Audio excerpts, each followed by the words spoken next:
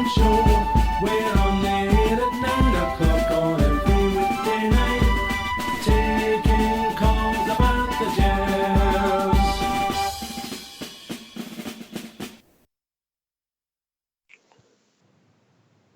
Hello, good evening and welcome. Welcome to Rangers Radio. Join myself, Fox, here on the panel is the one and only Bridgeman and my mate, Port Bear. How are we doing, gentlemen? Very well, mate. Very well. Evening all. Can I say a big good evening to you boys in the panel? Huge good evening to the guys in the lobby and to all the Rangers fans all over the world. Good evening and welcome to Rangers Radio. How are we doing, Bridge? Oh, fantastic. Fantastic. All right. Great victory for us. Great 3 points. A couple of wee things I just need to run by you, mate. Yeah.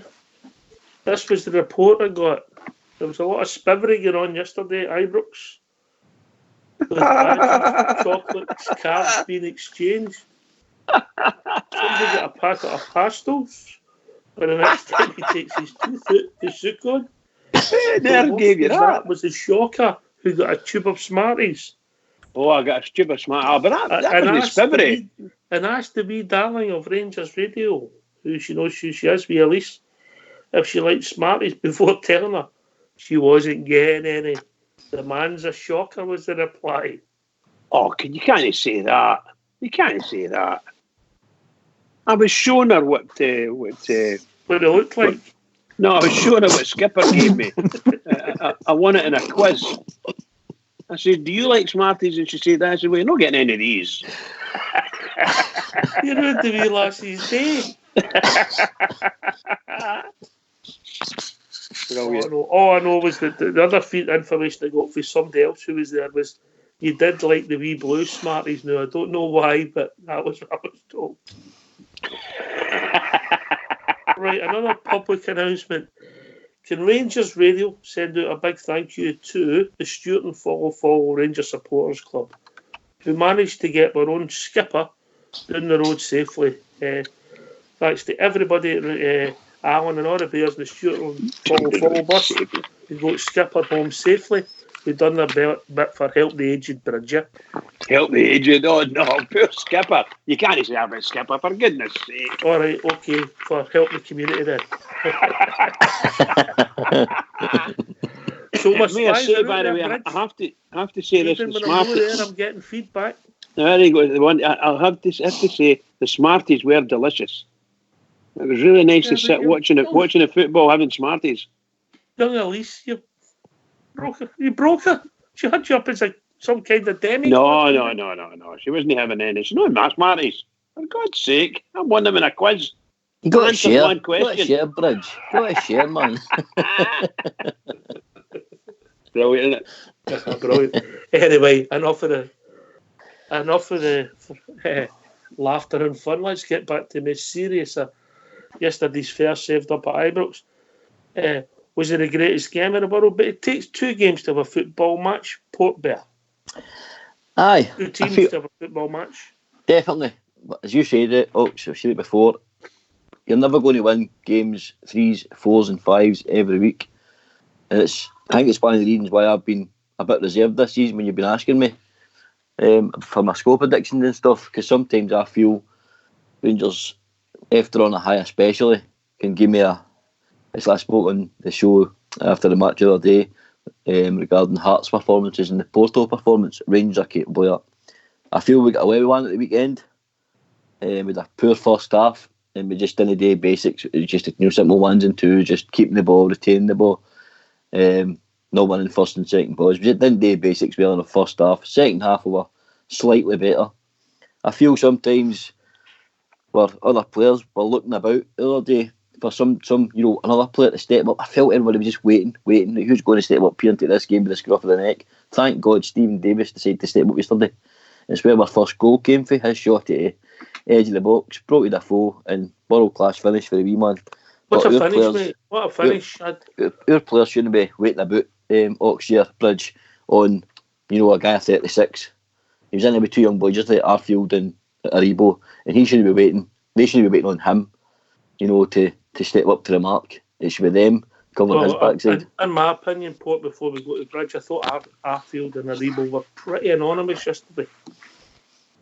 Aye, it was just as if they were stifling the midfield just after because they seemed to be getting on each other's road because they were all, every time they got the ball went sideways. Arfield and Aribo, I think, penetrated their defence once. They never went on a run. They didn't make a penetrating pass. Everything came late on in the second half because our deepest line midfielder, Davies, decided, I'm just going to get the ball here. He just took a grab by Scruffy's neck and just got forward, and that's where the first goal came from. Mm-hmm. Bridgeman. Yeah, well, I think it takes you're two right teams there. to have a game of football.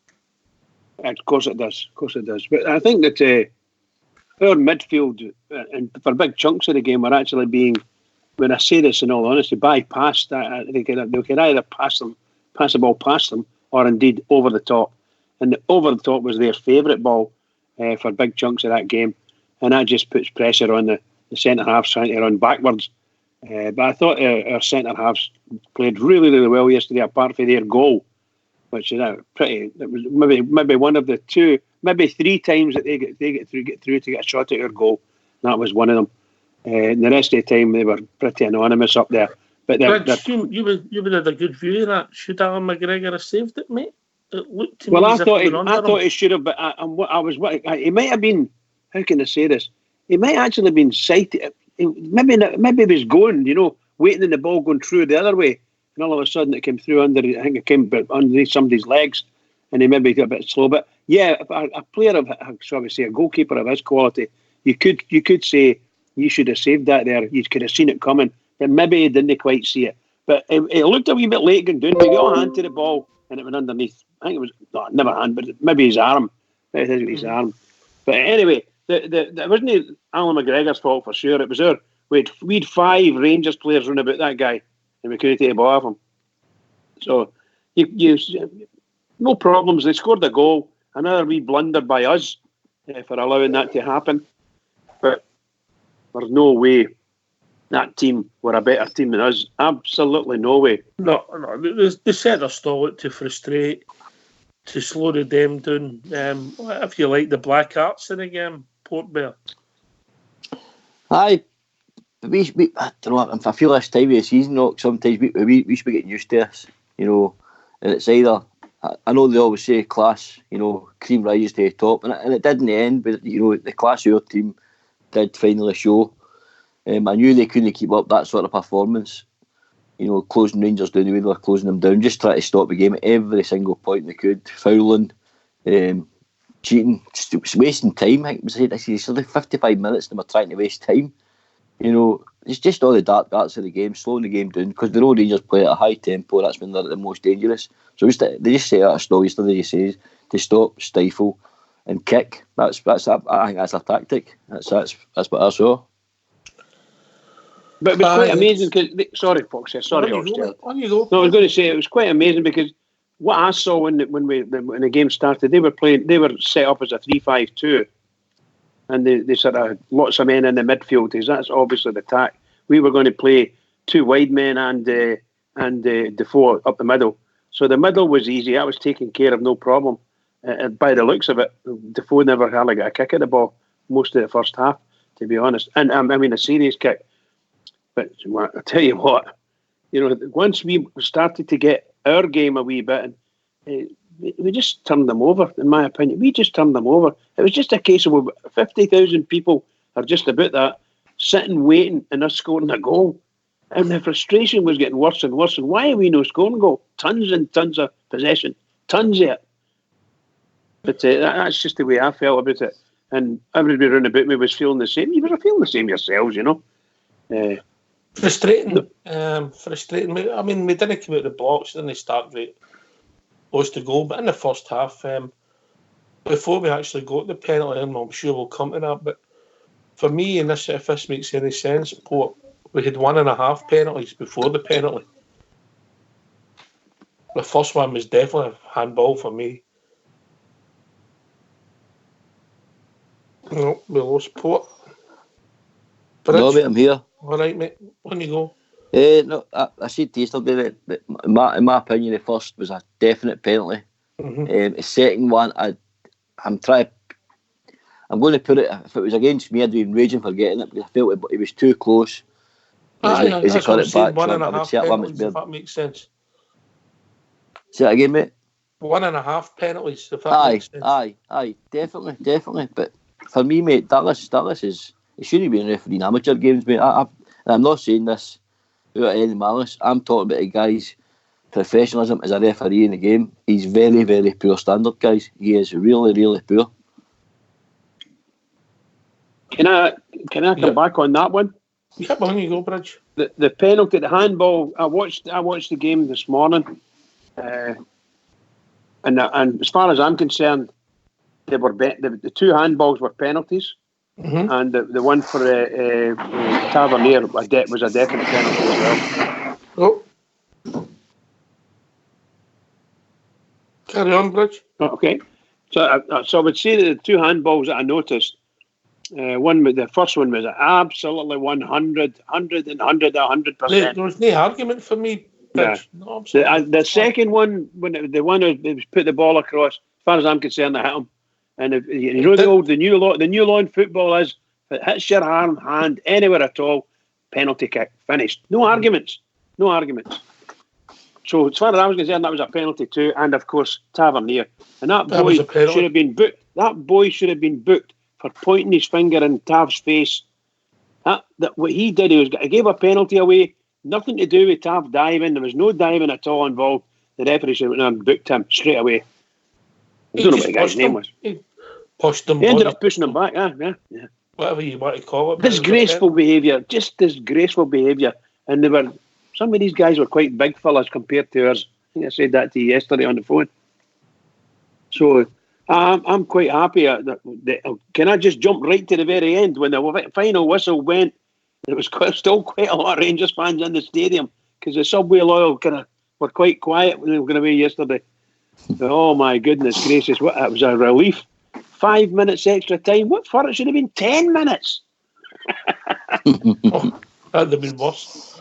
Well, so I know. We get to the penalty, which arguably is the third penalty we could have had.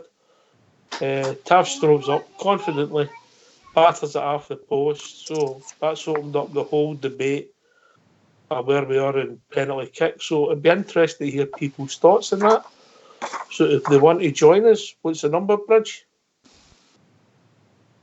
Number's 0141 356 1972. Or join us at Skype at rangersradio.online. We were brought into the call by the one and only old school boy, or the legend that is Fox. So where they used to stand in the James Tavernier, we're not talking his performance yesterday, we're talking about penalty kicks. I think he's missed 3 of the last 4, is that right? Aye, yep. Where I stand at the moment, mate, I said to you on the show on Sunday, I says, take off penalties. I know on the show before I made a comment about stripping the captaincy, but I feel that's a wee bit too severe. But the reason I say that was to take pressure off of James Tavernier. So that's my opinion. Taking him off penalties to take some of the pressure off a guy. But a few of my mates with the game yesterday, and they said some of the booing and some of the comments coming from our fans yesterday at Ibrox was pretty shocking. He was sitting in the main stand over at Taft's side, and they said it was pretty poor. In my opinion, I've been very critical of him, but we shouldn't be booing one of our own. No chance, mate. He's the Rangers captain and deserves our support. Yep. That's not going to help the team in that particular day. I'm going to bring in Fox because I know he sits in the main stand. Evening, Fox, how we doing, mate? I see you sticking in there. Were you aware of that, mate? Was I aware of what? The booing of James Tavernier? I thought it came for the Motherwell fans myself. That's what I picked up yesterday when we got the penalty, yeah? There was nobody running about me booing Tav, or rather got up and shirked him, mate. As you know. Well, obviously, Mr. Tav's agent, but he missed a penalty yesterday, but he played okay. He wasn't 10 out of 10, but he done okay, Fox, and drove us forward a bit in that second half. Aye, well, he did. He earned the penalty and then unfortunately missed it. I think that's 3 that's hit the post out of the penalties he's took. So we're only talking a couple of inches either way, whether it's a goal or a miss, mate. It's not as if he's blasting them out the bar. He's trying to place them into the corner, and his accuracy is just a wee bit off at the moment.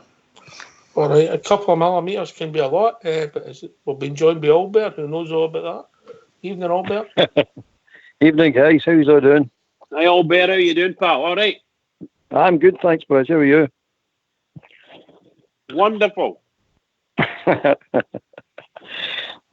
Tav, I feel sorry for the guy now. I really do, man. I mean, they're not bad penalties. They can't say they're bad penalties. He's just going through this patch at the moment. It's just. But he should take his cell after him. He shouldn't be waiting to it. He should just say, I'm going to, not take him off, taking my cell off completely. Just, I'm going to give a forward a shot or this. No, I mean, it just shows a good captaincy as far as I can see. So if I was him, I would jump before I was pushed.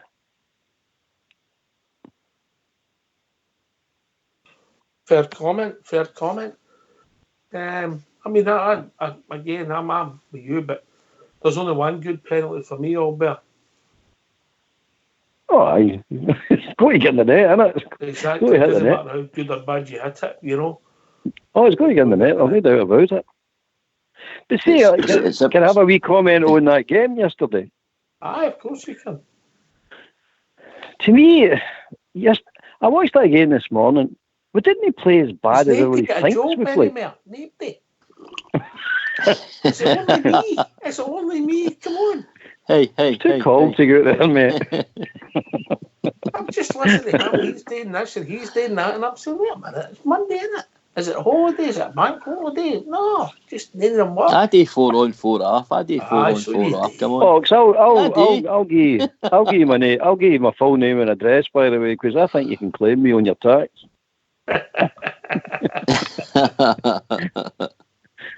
Carry on. You watched it this morning. Right, and I don't think we played as bad as I was trying to make out how we played. We didn't play well, I'm not saying that for a minute, but the passing was okay, a bit slow at times, but the passing was okay. The big problem is the domino effect. If you've got Arfield and Aribo no getting up the park and breaking the lines, that takes Stewart and Defoe out the game. Because they want to draw defenders with them and flick the ball in the corner to the runners. You've not got any runners. Nobody's running by the back four. So it's a domino effect. If you get them two up the park, and I don't know where they two are playing, why are they so deep?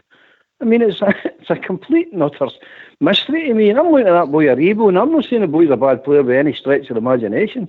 But somebody needs to tell him where he's to play, because he doesn't seem to have a clue what he's to do. And it's affecting the boys' play, it really is. The Brazil goal he scored, the one against Brazil, that's what we're wanting him to do, break the lines and hit that box. And these players, I know that's it, he's too deep. Why? That's the question I'm asking. Why is he too deep? Because is he getting help to play there? But anyway, if he gets by the lines, they clever players will find them. Your Defoes and your Stewarts will find him. If he breaks that line, he'll flick the ball through him, no bother. But we're standing there playing across them all day long yesterday, and that's what makes us look bad.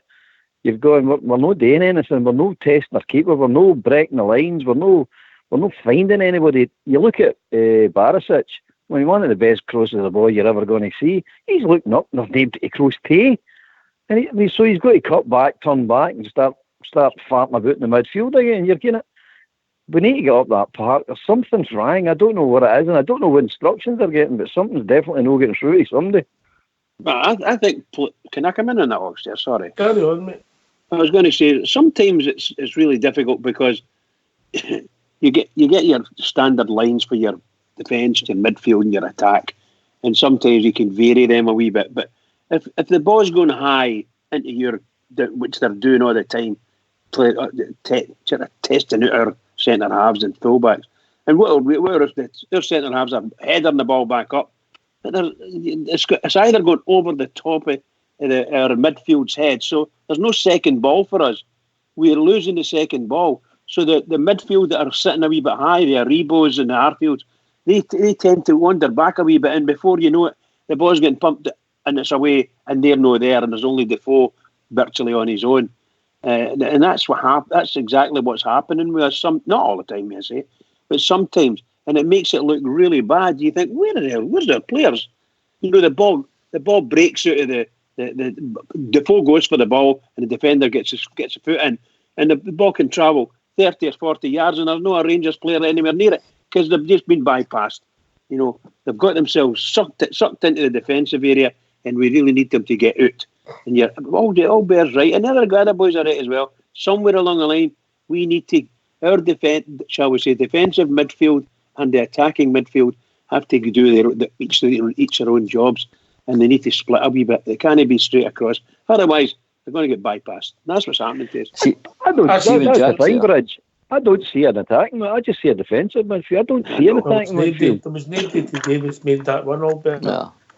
That's it. And you're looking at Davis. I mean, Aribo and Arfield were playing deeper than Davis at one point. You know what I mean? You're sitting going, what's happening here, guys? Come on. And the boy Aribo, I'm looking at him going, he's doing the wee 5-yard pass back the way, inside Warren Hoff. And I'm looking at him going, what a waste of talent. What a complete and utter waste of talent. I mean, I could get anybody to play that pass. Anybody. The worst player the worst player in the squad can play that pass. You're one of our more brighter talents. Why are you doing this? Why is he back there?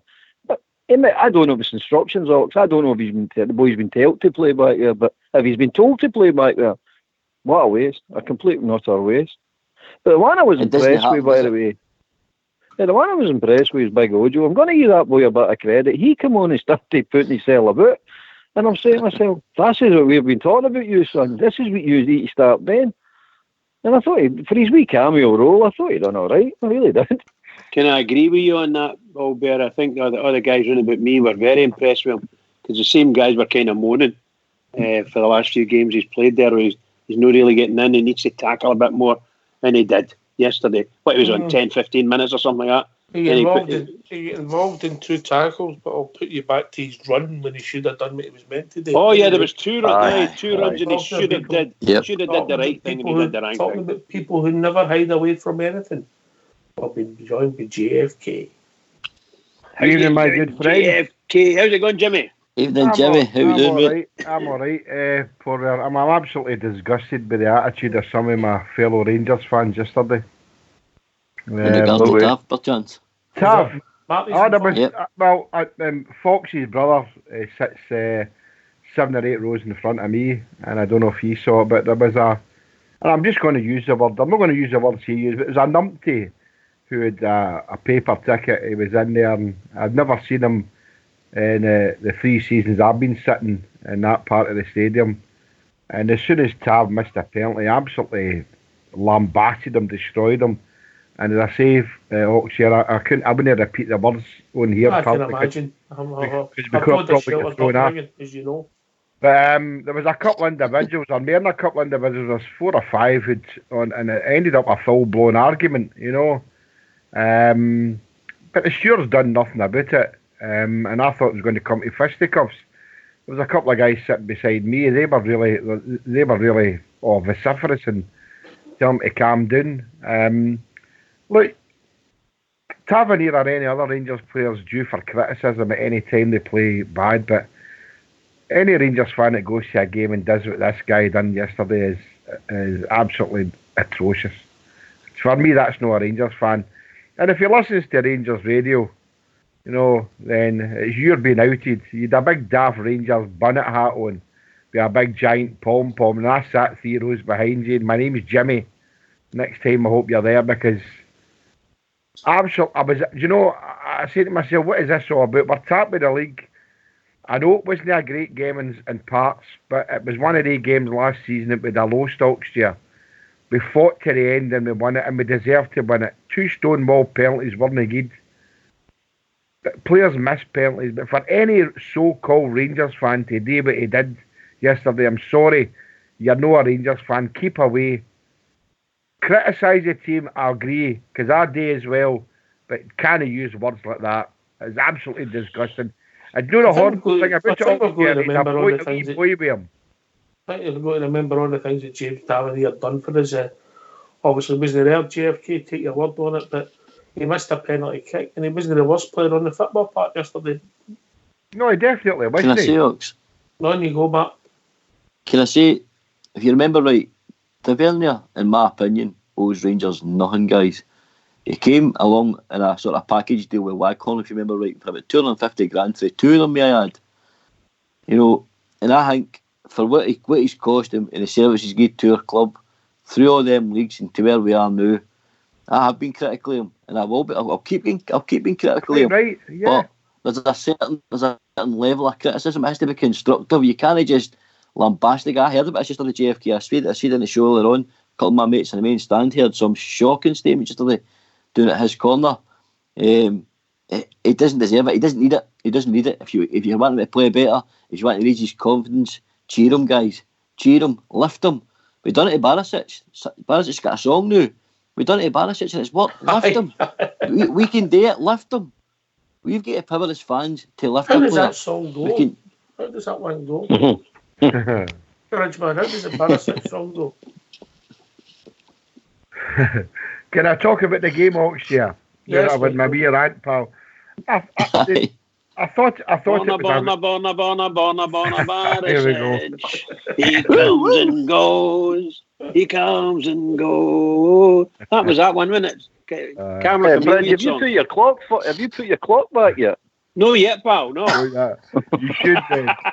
On the game itself, with 2 stone, we used to call it a penalty and a half. For me, it was 2 Stonewall penalties. Look, we can't win every game as if for Brazil or Barcelona, and these are the games last season that we were losing. You know, I know we all say that we should be beating Motherwell, and me included, said that we should be beating a team like Motherwell 2 or 3-0, but they set their stall out. And they pushed us back. We were really deep at times. Our midfield was really, really deep. And that's the way they would need to play. Sometimes they played some no bad football. We get stifled a lot of the times. So overall, for me, it's a great 3 points. But we're only 3 goals behind them. So, I mean, it's a win, guys. You know, and I just can't... Some of the rubbish I heard are not coming out the game, you know, getting rid of Tavernier and all that, and they're not even worth answering now, you know. I did say before, I think Tavernier maybe needs a rest, but that might happen in the coming games, I don't know, but that's a gaffer's choice. But guys, come on, anybody out there listening who wants to criticise Tavernier, criticise him by all means, but don't be using the words that I heard yesterday. It was a great 3 points yesterday. It was a battling 3 points. Let's get behind him. I mean, he's your captain, mate. Yeah. And he deserves a bit of respect. Where he's playing well. I mean, look, we lost 3 goals in a row. James Tavernier was responsible for the 3 of them. 2 young boys. Yeah. And 1 at Hearts. But I'm not shying away from that. But the last 2 games against Porto away and then Sunday, he's done okay. We've got to be fair. We've got to be honest. Bridgeman, then Port Bear. I think if I never heard any booing, the guys running about me, I certainly never heard any because nobody commented on it. But what Jimmy's saying, he sometimes running about Jimmy, there's some robustious people, you know. So it can be quite daunting if you're sitting there and somebody's really, really getting right into one of the players. Because somebody wants to say something and eventually they will do, and you end up with even a verbal stramash. But when Jimmy says that even the stewards never did it, that's wrong. The stewards really need to get involved in these things because it's no good. You can tear the club apart doing these things. Let's talk about on the park, Bridge. Let's talk about... Yeah, of course. I was just about to say that there. But that's up to the stewards and the club to get sorted out. On the park, Tavernier had a penalty miss. Mm-hmm. It's as simple as that. That's a negative. He had a penalty miss. The guy, I thought he was starting to come back onto a wee game. I was very happy with most of his contribution. And this, particularly in the second half, I thought he did very, very well. No problems at all with Tavernier for me. He's starting to get his mojo working again, in my opinion. So, in another 3 or 4 weeks, providing we keep him on, providing the manager doesn't go mad and just drop him, and don't take the penalty kick taken away. Leave him alone. Let him go back to his game and do what he needs to do. That's my opinion. That's my opinion. Port Bear, then Fair enough. Brighton. I still feel, just to take some pressure off him, guys, I know we've got different opinions, I would just take him off penalties and let him concentrate on his game. Let's get the fans behind him, just through his sheer performances he's going to try and give us. There's other guys there, Morelos, Defoe, who can take penalties, no bother, all day long. I get what you mean, Bridge, just leave him on him, and when he starts scoring, it'll lift his confidence. I get that, but I don't know if Tav's handling the pressure enough. As Doc said, he's conceded, he's caused 3 goals in the last 3. He's now missed 3 penalties. It's a hell of a lot for a player to deal with. Let's take him out of limelight for a wee while and support the guy and just let him concentrate on what he's supposed to be doing, defending and getting, setting up goals and linking play.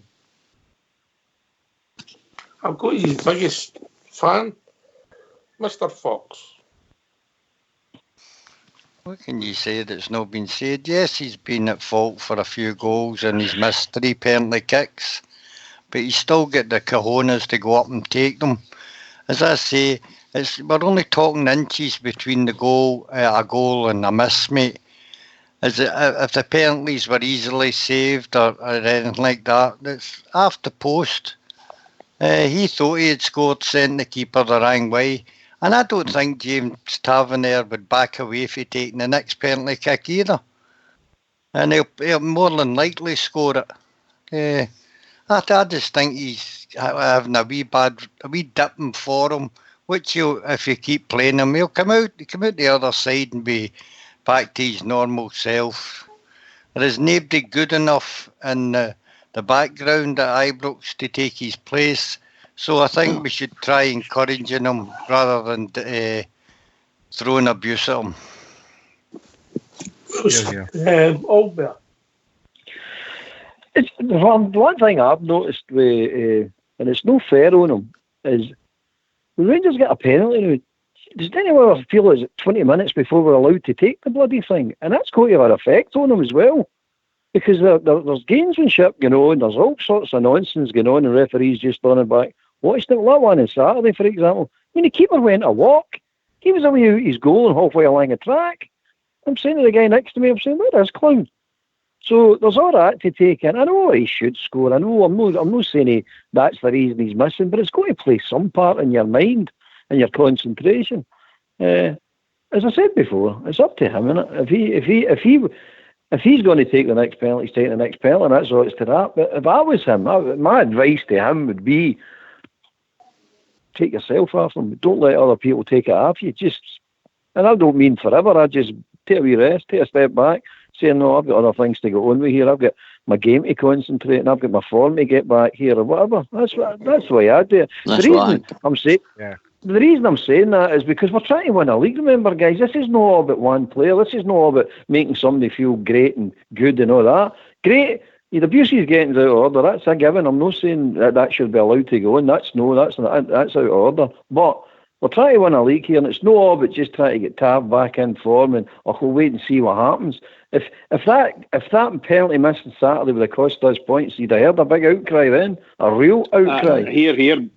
Definitely. So he's got to play a captain's role regarding himself.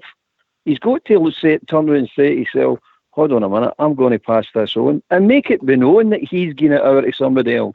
Don't wait for Gerrard or the background staff or the rest of the team, for that matter, to moan and groan and greet or fan pressure to get him taken off. He's got to play a captain's role here. And the boys were captain, and I like the boy. I don't dislike Tav. Can I come in there, Albert? Aye, why wouldn't it? Look, it's not as if he blasted the penalty or the bar. No. And it went wide. God, it was inches away from getting in. It was a good penalty. The goalie went the wrong way. It's not as if he wellied it the bar like a rugby kick or by the post or anything like that. Well, the keepers are saving them, you know what I mean? Aye, The stats will still say miss, but guys. Aye, I know that, Paul Bear, but what I'm saying is that some of the things that are getting said is absolutely ridiculous. Is due criticism if criticism is due. But, yeah. I know what Albert's saying. If that penalty miss had cost us the game, I would have been criticised them. but it wasn't as if it was a welly there, the bar shot. It was a cracking penalty and it just hit the post. But, you know, this altogether, everyone thing, Rangers need to have a look at themselves. And I don't want to dwell on this, Oxia, but some of the things that I heard, right, and I told you before that I'm not going to report any other Rangers fan for saying things. No, But I was near that. I was quite near. British. You're Well, I was near doing it yesterday, right? Because everybody knows me, right, and you especially, you know. And I'm not an R, I'm a B, right? And I know what you know. I'm coming for there, right? And I'm not into all that stuff. And 10 out of 10 for the guys that slated this guy, but he was adamant he was going to keep going, and the stewards done nothing. What I didn't say, I don't know if you heard me. He had a wee boy with him, must have been about 7 or 8 years of age, and it was absolutely disgusting. You know, and he's never been in that section before. And if he does listen to Rangers radio, you know who you are. You had a big bobbly hat on, and you were a disgrace. Don't let the Rangers. Everybody will look the next time. Is that Santa Claus? One of the big giant Rangers hats with a big giant pom on the top. Yeah. And apart from being embarrassed of being a Rangers fan, he should be really embarrassed to say things that he did in front of a wee boy or that his son, if that was his son. If he was being racist in any way, No. Hold on, because listen to me. Like Tracy's saying there was a guy. She heard a guy saying he was a BB, right? So that's wrong in everybody's language. Let's move on. We're opening up another can of worms. Aye, I'm not saying so what the guy we're talking said. about the performances on the park here. Aye, the performances on the park for me didn't merit the verbals. But go back to the penalty. It was a cracking penalty. No. It was a well struck penalty. You only get one penalty. No, I know. Look, And it makes a net ripple. Of course it does, Paul. But what I'm saying is, he took it well and it hit the post. No. Yeah. And we were all disappointed. So we need to get out of that. It's not going to help his confidence, but it's not going to help his Jimmy. It's not going to help his confidence, mate. If you're at your work and somebody starts shouting abuse at you, it's not going to help your confidence. That's what I mentioned it. Hey, when the club's favourite. When the club's in Partick. The good thing about it, Jimmy, is that he made that mistake and it didn't cost us anything. His last 3 mistakes, unfortunately, have cost him that. You feel sorry for him for that. No, I mean, players can make mistakes, hundreds of mistakes during the game, and it never costs anything. But it just seemed he was going through a patch there. We made a mistake, bang, it was costing a goal, costing you a point, costing you a defeat or something. But that one didn't cost us. No, Roscoe Rangers saying on the lobby there, don't talk rubbish, the penalty was missed. Well, Roscoe, I'm not talking rubbish. The penalty was missed, but it wasn't a the bar shot, so you're talking rubbish, okay? Right. Easy boys. Easy now. Easy. Calm it down. Can't you put the lobby, I'm talking rubbish. I never say Tab was rubbish, so you can't put that in the panel. If I'm allowed a right to reply, you can't say I'm talking rubbish. Okay, but calm it down, that's all. Calm. Easy.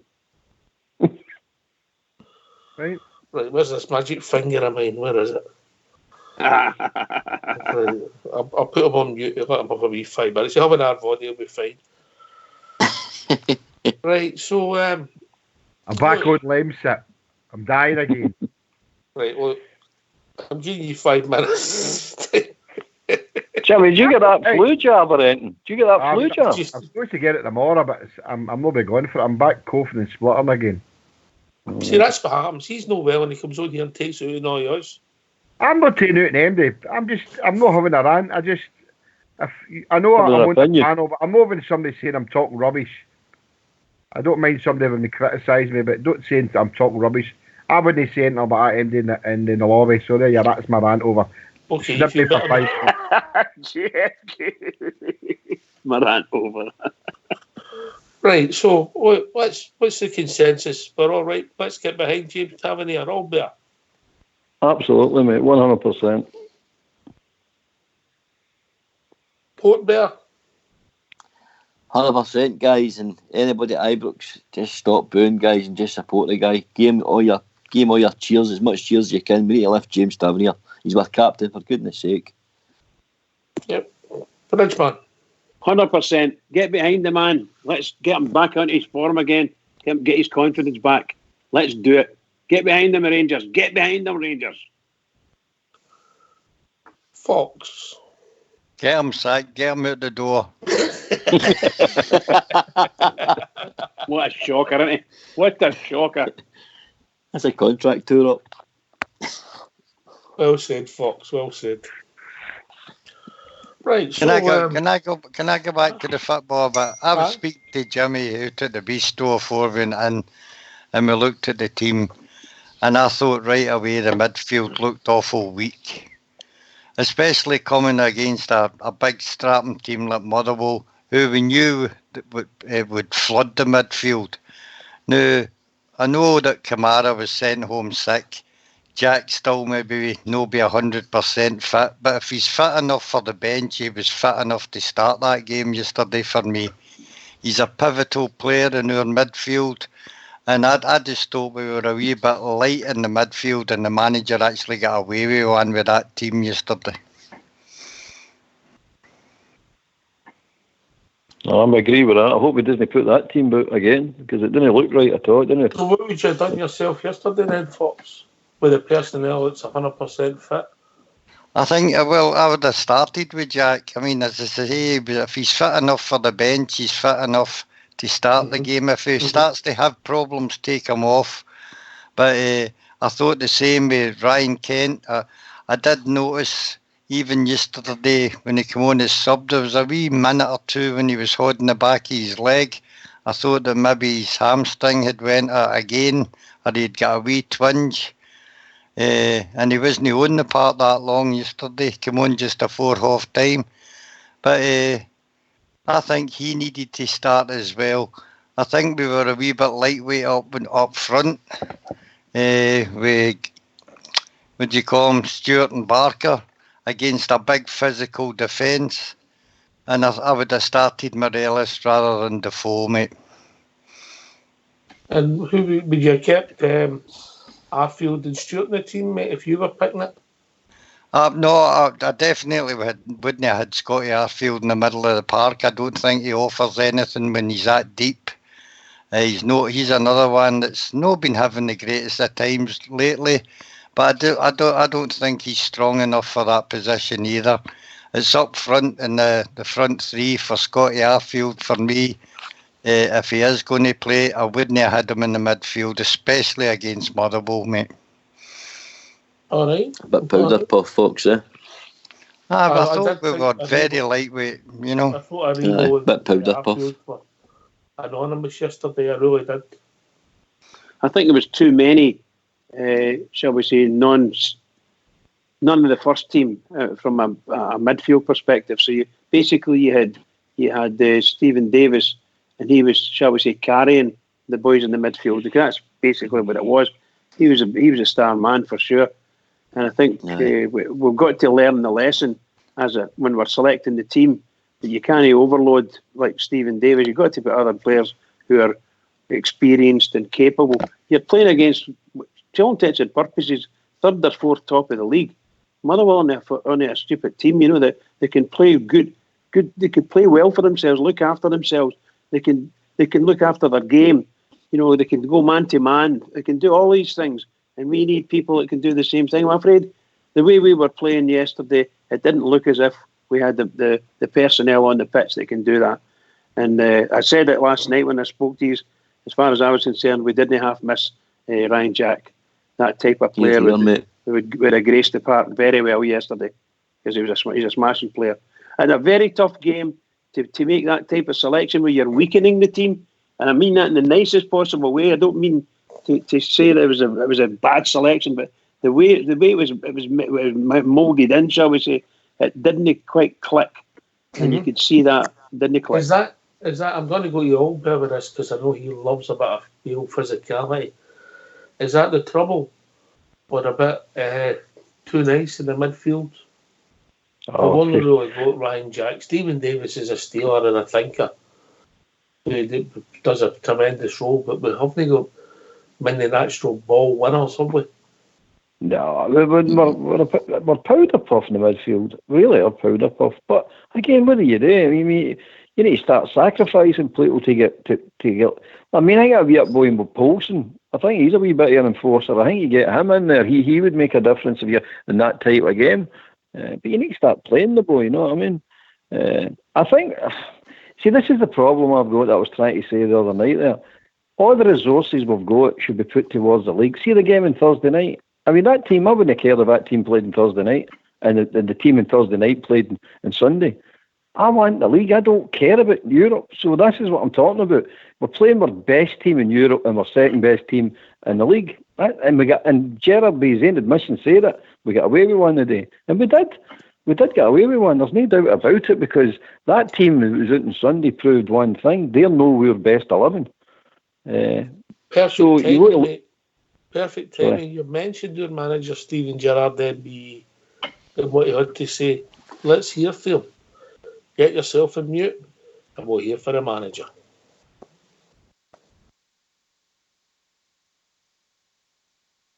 I think we've got away with one today. I don't think we were at our best, certainly for large parts of the first half. I was happy with the reaction from half time. I thought we were a lot better, done the basics better second half, and really looked like a team that wanted to win a football match, where in the first half we were a little bit all over the place, and we only had half the team that were at it. And that can't be the case, because I thought Motherwell were really good today.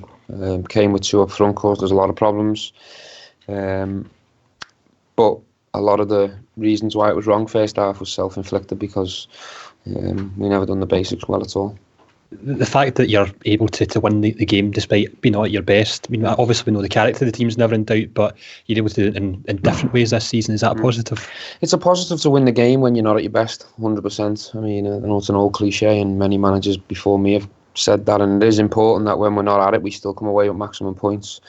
But I'm always searching for standards across the board, and certainly here at home at Ibrox, we can't be a team that doesn't focus on second balls or competing or winning long balls and fighting and scrapping. You've got to earn the right, and you've got to compete first before our quality is shown.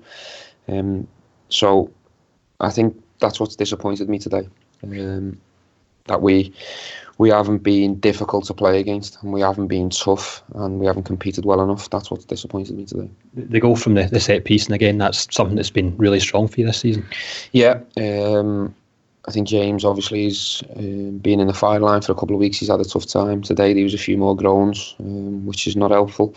But he's shown great character by putting in a perfect delivery, and Phil's showed great leadership by wanting to go and be first and wanting to go and get his team a big win. So I'm very pleased with that goal. I thought Defoe's goal, typical Defoe, right place, right time. I thought his performance was one of a few good ones, because I don't think we got the level of performance that we certainly showed in midweek. So I've got a lot to think about in terms of what we do now for the remainder of the week, because we've got another big game Wednesday. We've got a few injuries, and we've got a big semi-final, so I've got a lot of thinking to do. And on James, the fact that, as you say, not the best afternoon for him in terms of missing the penalty, but he never hides. Is that exactly what you want from a Rangers captain? He never hides, and I think James needs me at the moment. I think he needs his teammates. I don't think there's a lot wrong, and he will play through this, and he'll come back to his best, which is top. And it's the reason why we want that. We haven't got many options to replace him, because we've had injuries to Flanagan. So yeah, I think James needs the crowd with him at the moment, and that'll certainly help him to play through this little barren spell he's having.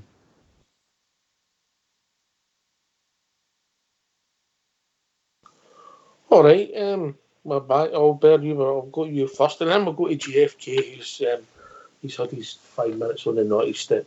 Nobody the first, nobody the last. Albert, he's pretty honest. He's a wee bit down, but obviously a lot to reflect on. Selection, maybe big picture, grinding out the results, positives, negatives on a manager's job. That's it. I mean, this is where you get paid the big bucks for, but I can see where he's coming from. Apart from the game, I think what one of his big concerns is that this wee run of games we've got now in the next week, fortnight, starting with Hearts last week, then finishing up with the Cup semi-final, that wee group of games, he was looking for for a selection problem with his squad, so he could actually chop and change, and it didn't matter. We were winning the games. He's now seen with the Hearts game and the game yesterday that he's got a problem here because the guys he's bringing in are not doing it. They hurt to the guys. I mean, they've been out for long. Some of them no played much football, so that's what's making them a bit more concerned. Because you now go to Ross County on Wednesday, and we've got is it the Cup semi-final on the Sunday. So he's looking at going like that, and what's going through his mind now is, do I play Morelos on Wednesday?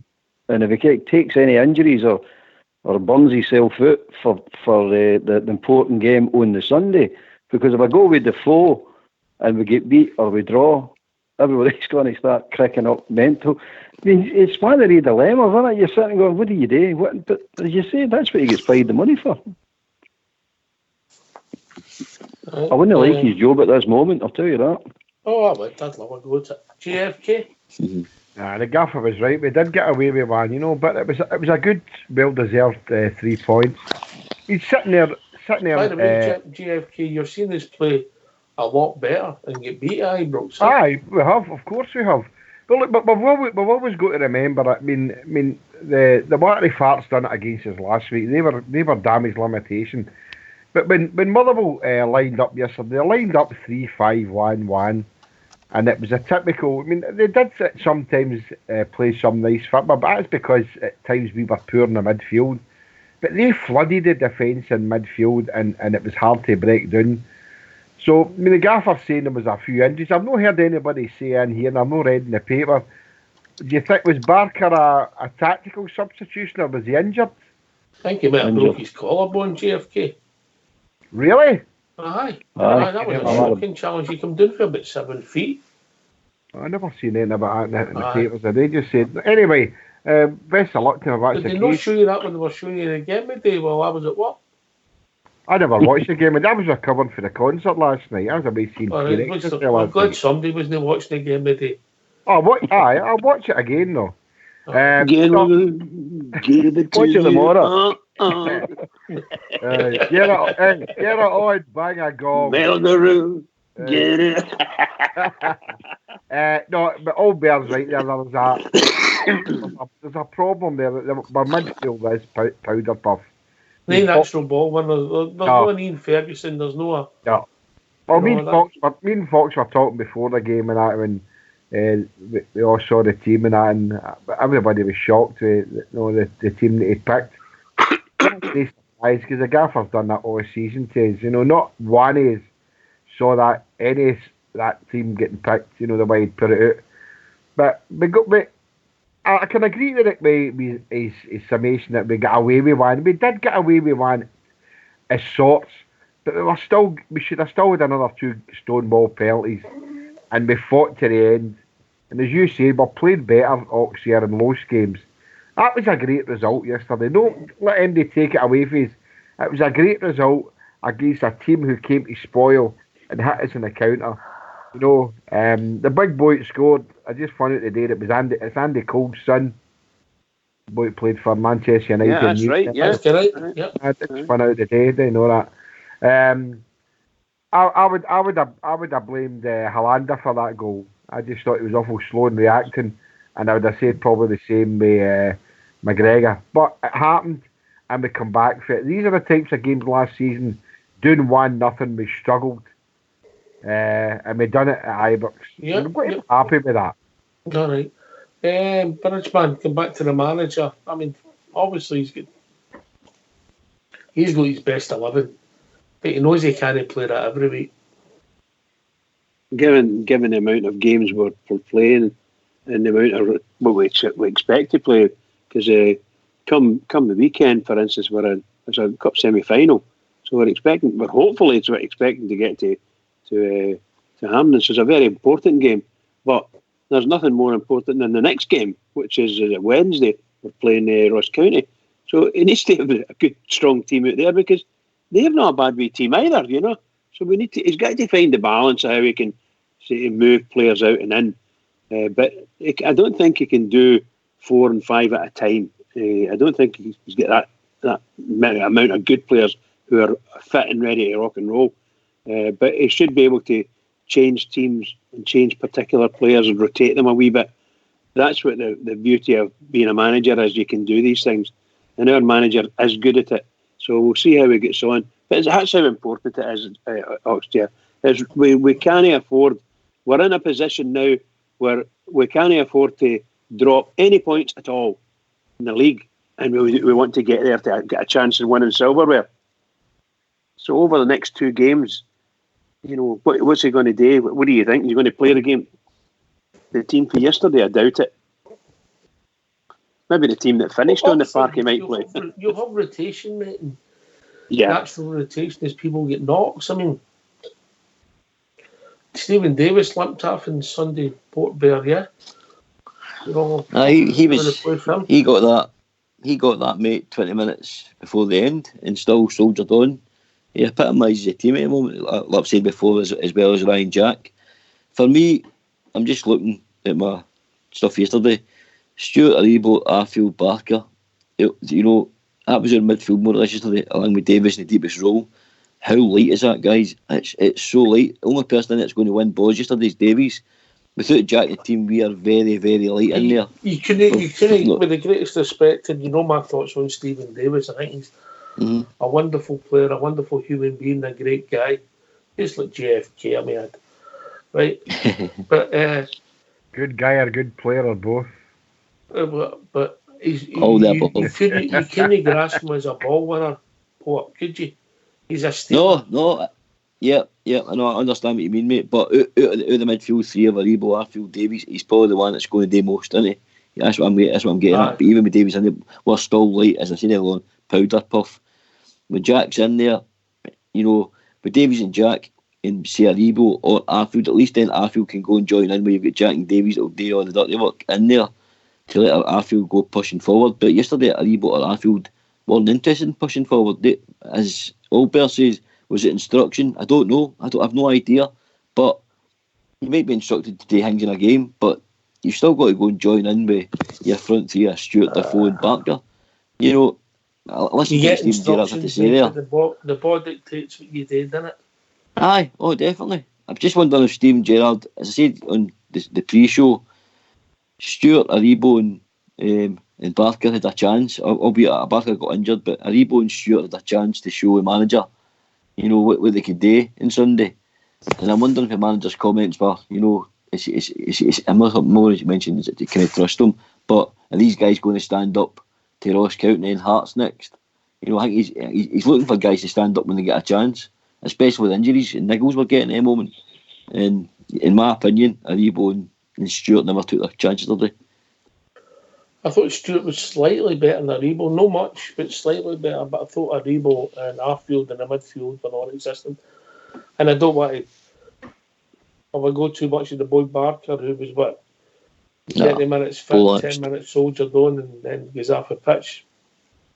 He didn't. He had a nice wee shot, by the way. He got a lovely move inside and had a right good shot, Barker. That's Motherwell injured one of our young players again. How many times are they getting away with this? Oh, that was absolutely, pal. That's the questions I ask. No protection, mate. No protection. That was big Cardozo. The same as Cardozo. They done it to Dorns. I know Dorns wasn't a young player, but they done it to Dorns as well. They done it to that wee boy, the wee boy through at the academy. What's his name? They done him right on the byline, remember? Aye, Buddy, aye. And then they've done Barker. So that's 3 young pups they've gave it to. That's the type of team that they are. You get the feeling that are they being drilled that way, or are they naturally that aggressive? Or are we just big softies? They're cowards. They're cowards. They can after the young boys. They're cowards. Absolute cowards. But I mean, that's how I say these young boys need to be taught. They need to be taught. Take care of yourself. But the guy who, shall we say, caused that shoulder injury to Barker, he never even gets spoken to for that incident. So it's as if Barker. Sorry? Aye, that was his third one. You got a partner heat for his teammate. No, all I'm saying is that he's never even spoken to him yet. Anyway, get yourself a mute. We'll have a tune. Excellent.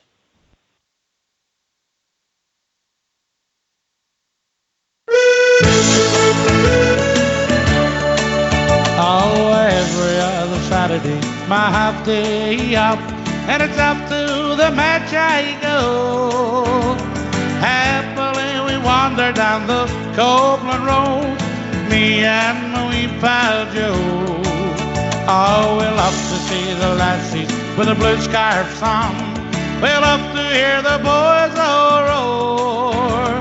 But I don't have to tell you the best of all, we love to see the Rangers score. Whoa, me, oh, me, oh, me, oh, my. Oh, how we love to hear the cry. We love to see the lassies with the blue scarves on. We love to hear the boys all roar.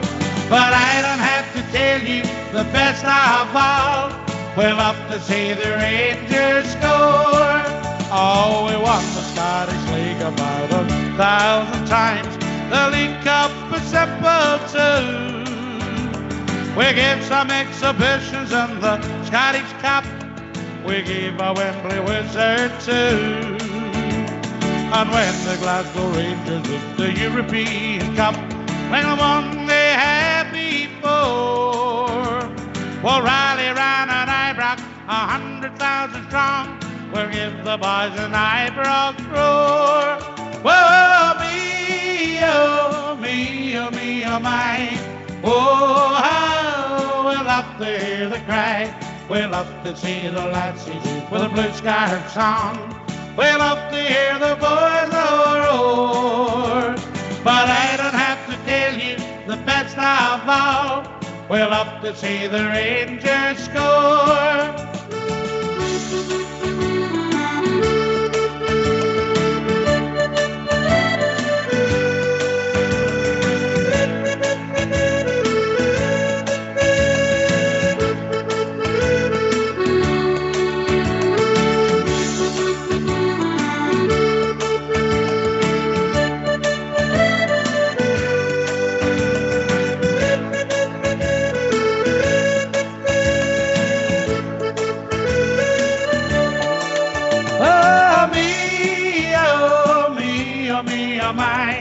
Oh, how we love to hear the cry.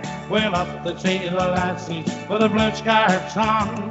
We love to hear the boys all roar. But I don't have to tell you the best of all, we love to see the Rangers score. Whoa, me, oh, me, oh, me, oh, my. Oh, how we love to hear the cry. We love to see the lassies with the blue scarves on. We love to hear the boys all roar.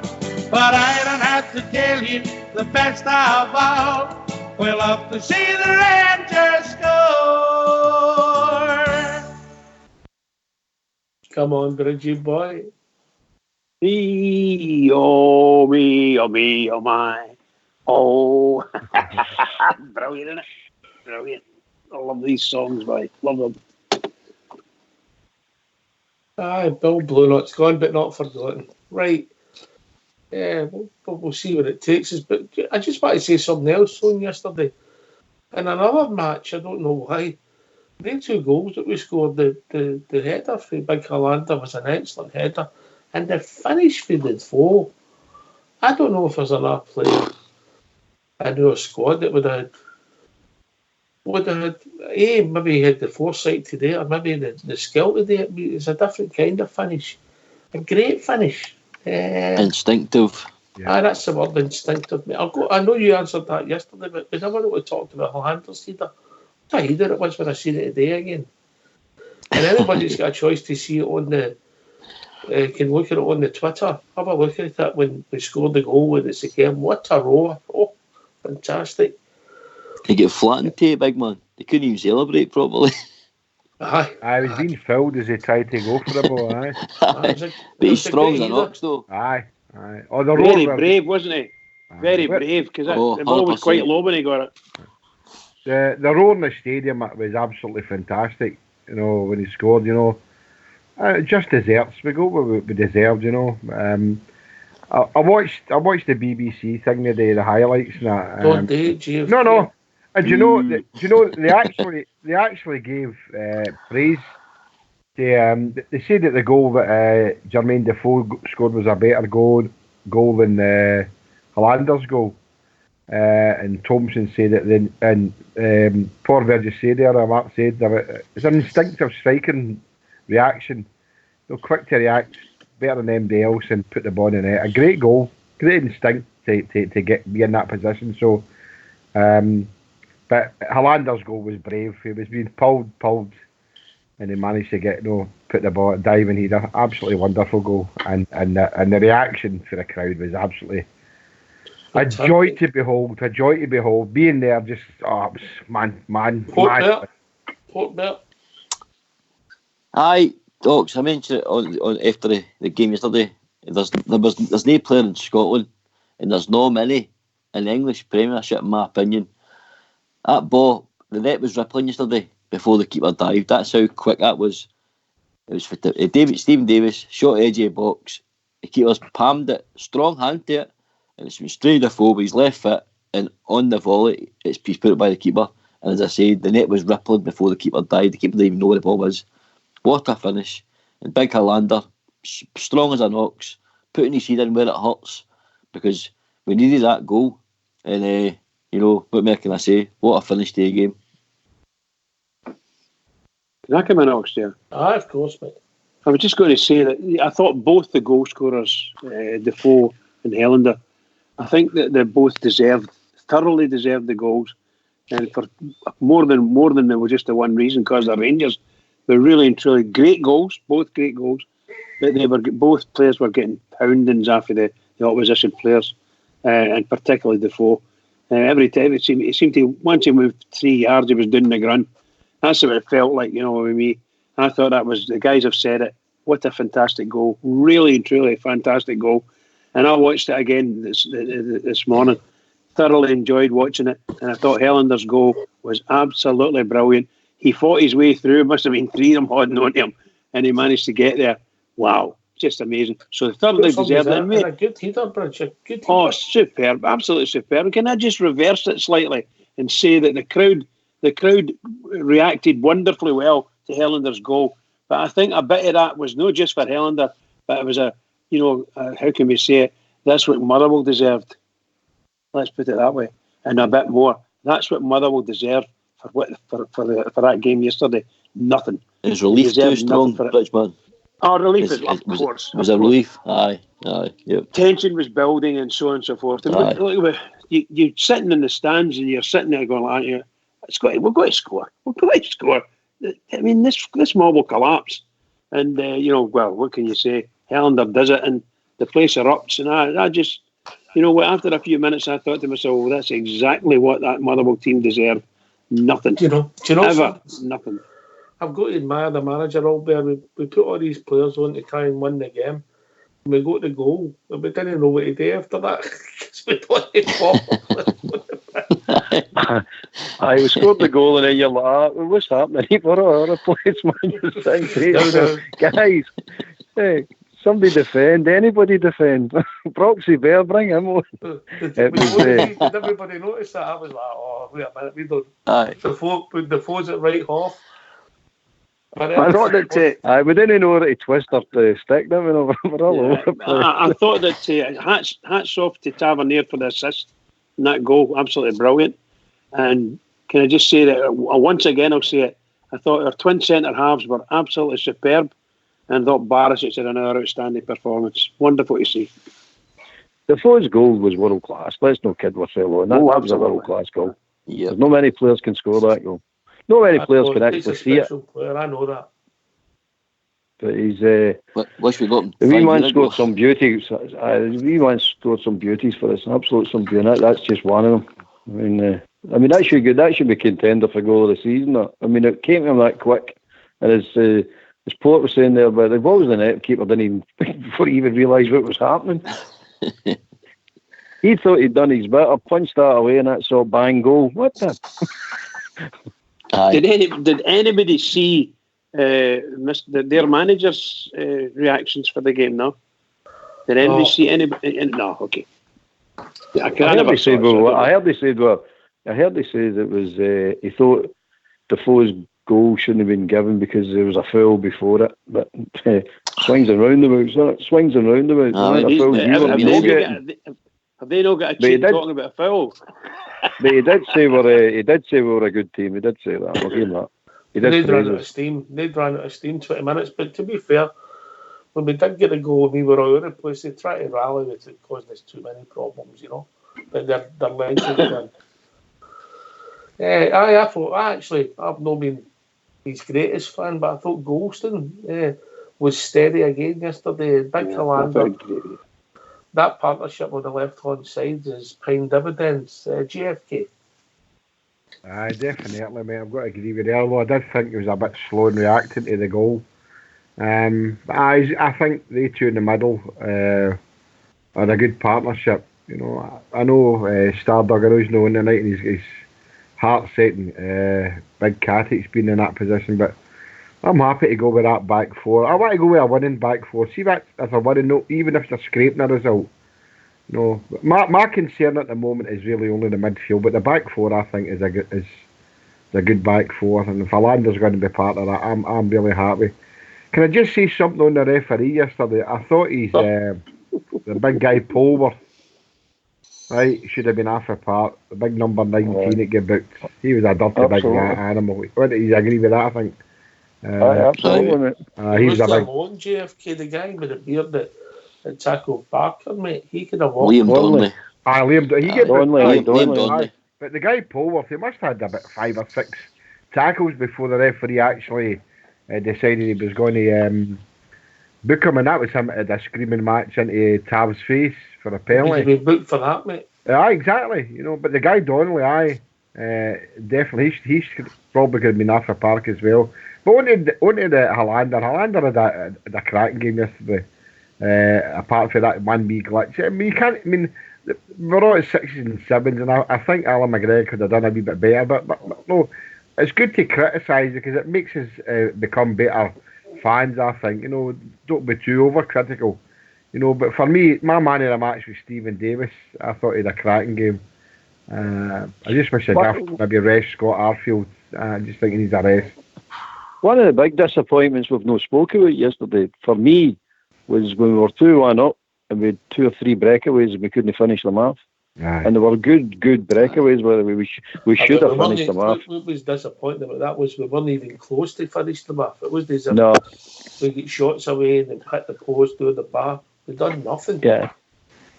Aye, made exactly. mistakes. Fizzled Made out. mistakes.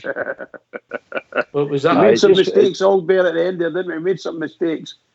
Nobody Aye, here we are, we're running down in the defence. 3 against 2, here it's coming. Oops, a daisy. Fell out of the Big ball. Ojo, he's a sight to see in full flight. I'll give the boy that. But see that last touch, or he seems to run faster than the ball.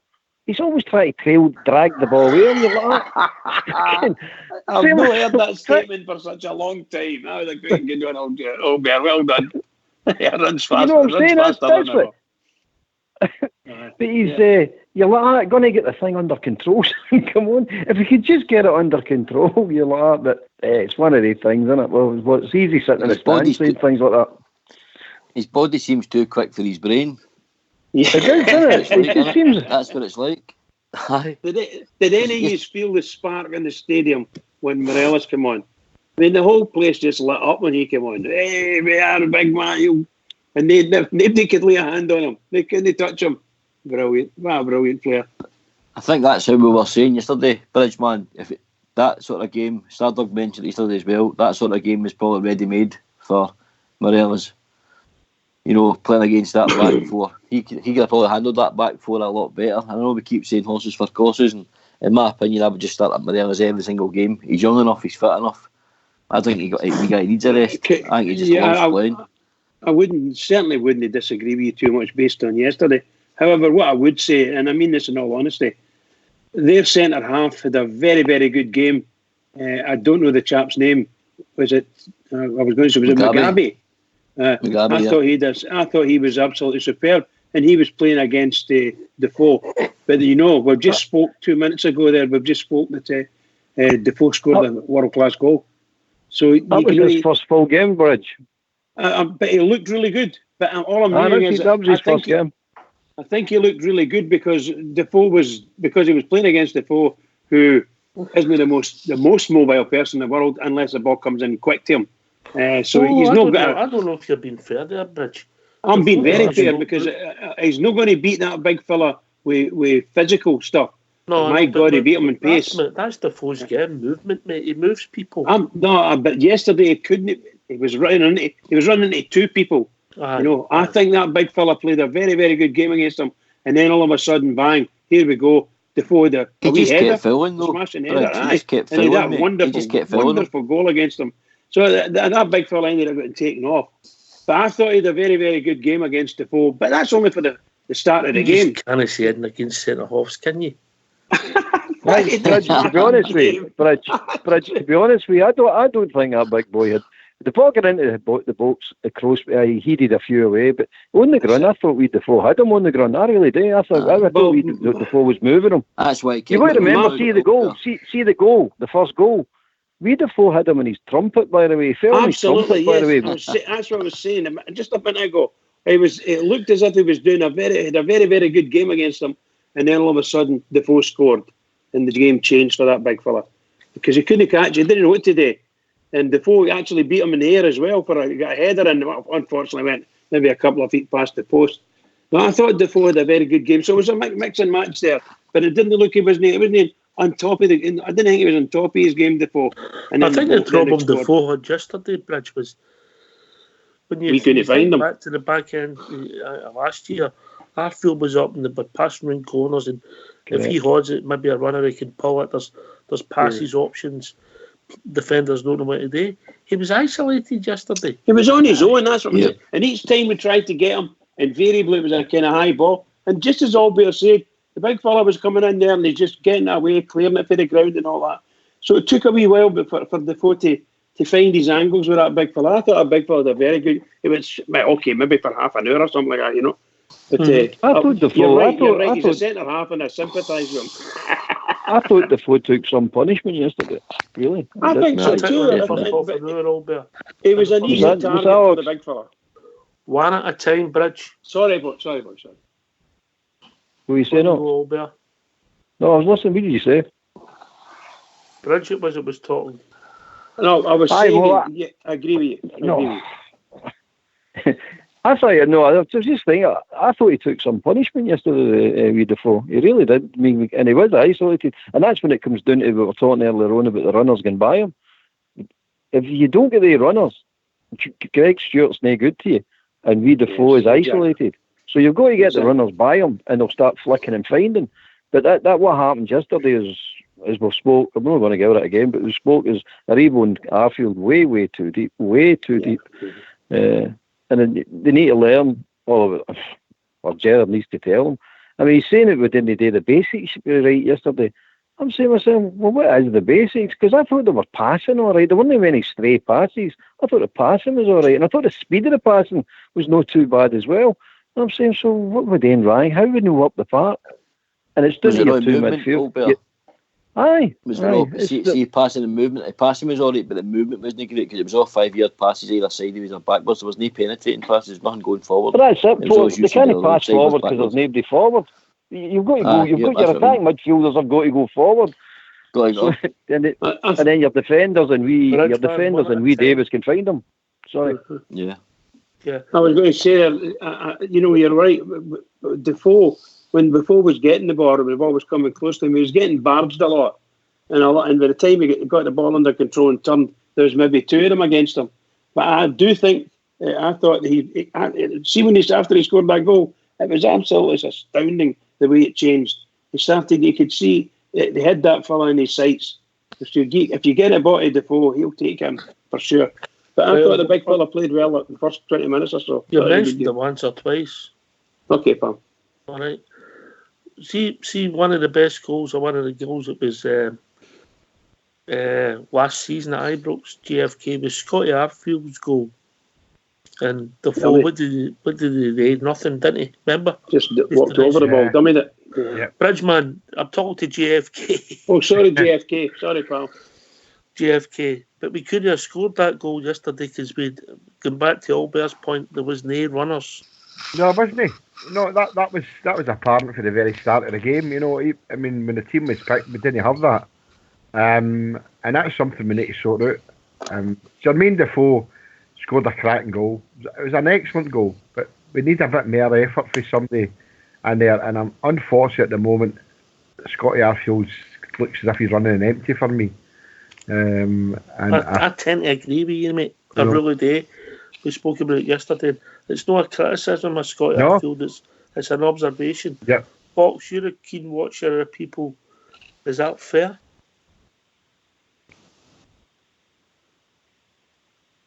Keen watcher of people about what, mate? Sorry. But again, Scotty Arfield just trying hard, but just running an empty. I don't know what it is with Scotty Arfield this season. I don't know if it's a case nothing's just happening right for the guy, but yesterday he was non-existent in the game. I don't think he contributed anything at all. I think our problem is when we get injuries, we still stick to the same system, Mox. We need to start altering the system when we're low on players, like in the middle yesterday. When he knew that Ryan Jack was not 100% fit, maybe Jim Paisley's idea of 4-1 and Big Edmondson coming in to put a bit of physicality into the midfield, then you could have had Davis and Aribo, you know, maybe getting forward a wee bit better. We need to start shifting our shape a wee bit. There's plenty of other tactics but 4-3-3. When we play it, when we've got our full squad fit, we play very attractive football. But when there's certain parts of the jigsaw missing, we struggle. And I think we need to find a solution to that. I thought we found a solution with Greg Stewart being there along with the other one, but what became apparent again yesterday, how much you're cog in the wheel Ryan Jack is for his Portmare, then Bridgman, who's waiting patiently to come in. Aye, Ox, you know, I said that I gave Jack praise where praise deserved. He's super succeeded the player I thought he was. And we look at a totally different team when he's not in it. But he seems to be the main man at the moment, because when another player's taking out like one guy, it doesn't look so bad. But when Ryan Jack's not on the team at the moment, it just looks like a different team. I understand what Fox is saying. I keep saying it as well.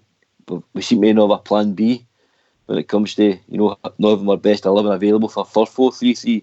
So I agree with that. But, you know, we do need to have a plan B and a different system we can use, and understand why he's probably seen Edmondson in there, because Edmondson's probably the best footballer and he's pacey. We've all said this.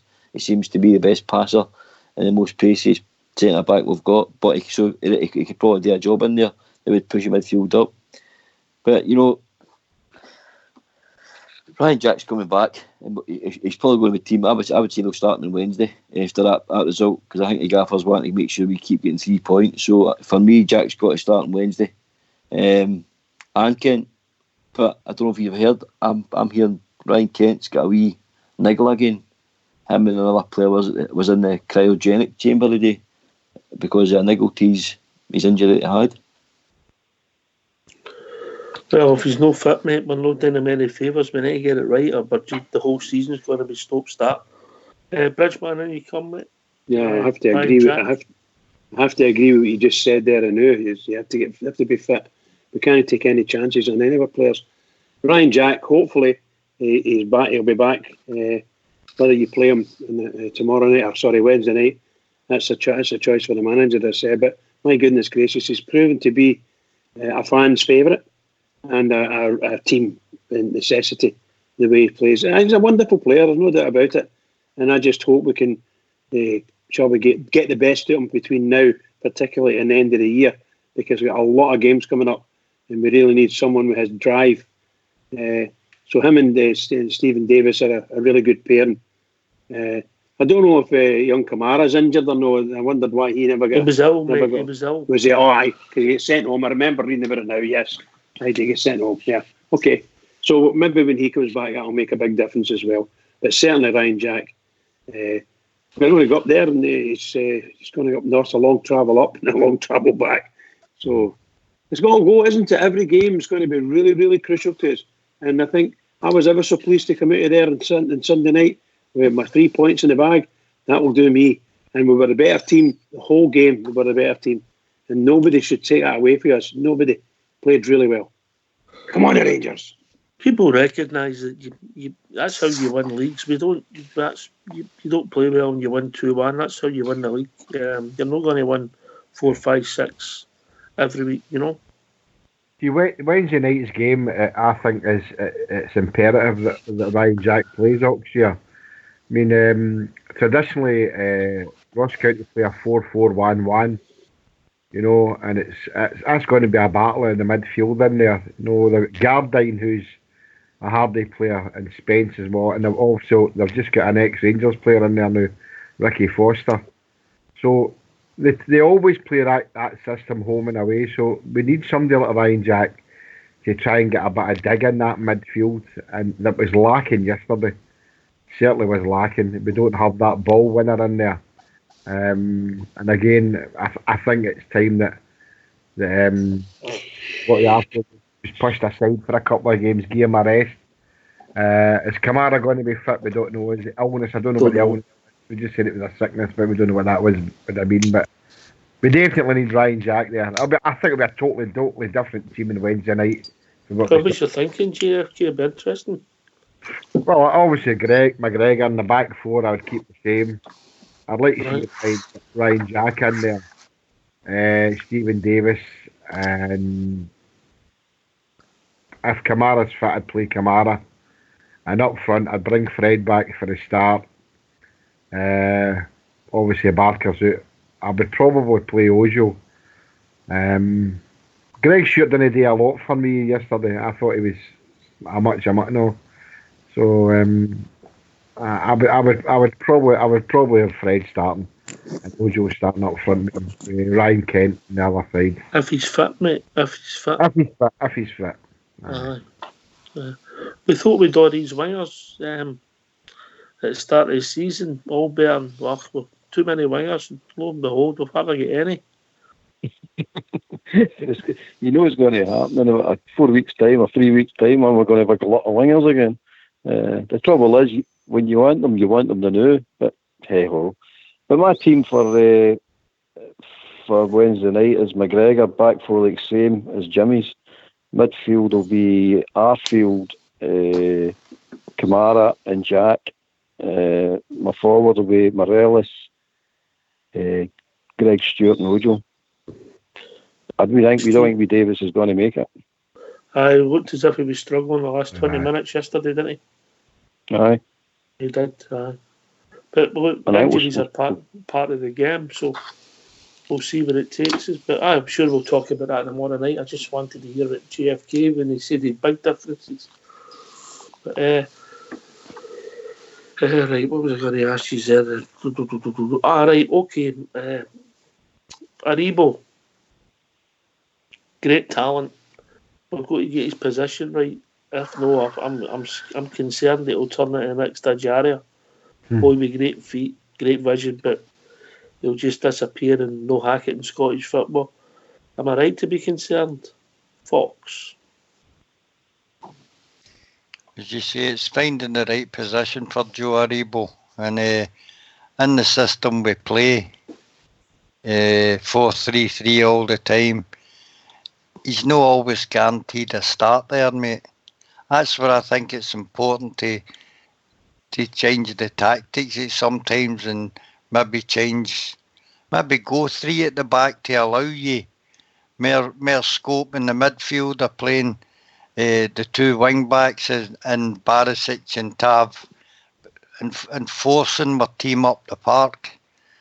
For me, I think Aribo would be a lot better if we could get him nearer to the front players, and that would be another change of formation, maybe playing that sort of, what was that, 4-2-3-1, where I would put him in the attacking midfield role. I think he can take the ball in and lay it off inside the box, and he can also score goals. We just need to find a position for him. I'm not why it's not a criticism, mate. It's an observation. I've just watched. Obviously, that badge injury, and he's not really started. He's come back in yesterday. It was pretty anonymous. I know we can't judge him in one game, but I'm just concerned that that's the way it could go. Port Bear, then Bridge. I think you've got a right to be concerned, Oxford, because that's the biggest problem. That's the biggest conundrum at the moment. It seems to be, where does Joe Aribo now fit into this team? And I have to agree with Ox. I've actually got it. I have to agree with Fox. I've actually got it written down. A 4-2-3-1 formation. With Aribo in the number 10 role. For me, that's what he is. That's where he plays for Nigeria. It's a wee bit like Kamara for Finland. He's got a slightly different role as well in the Finnish team. I just think you need to, speak to a boy, and he needs to be nurtured in the right way. For me, he's not a deep line midfielder. He's a player that goes and links up midfield to front. So for me, he's a number 10 guy.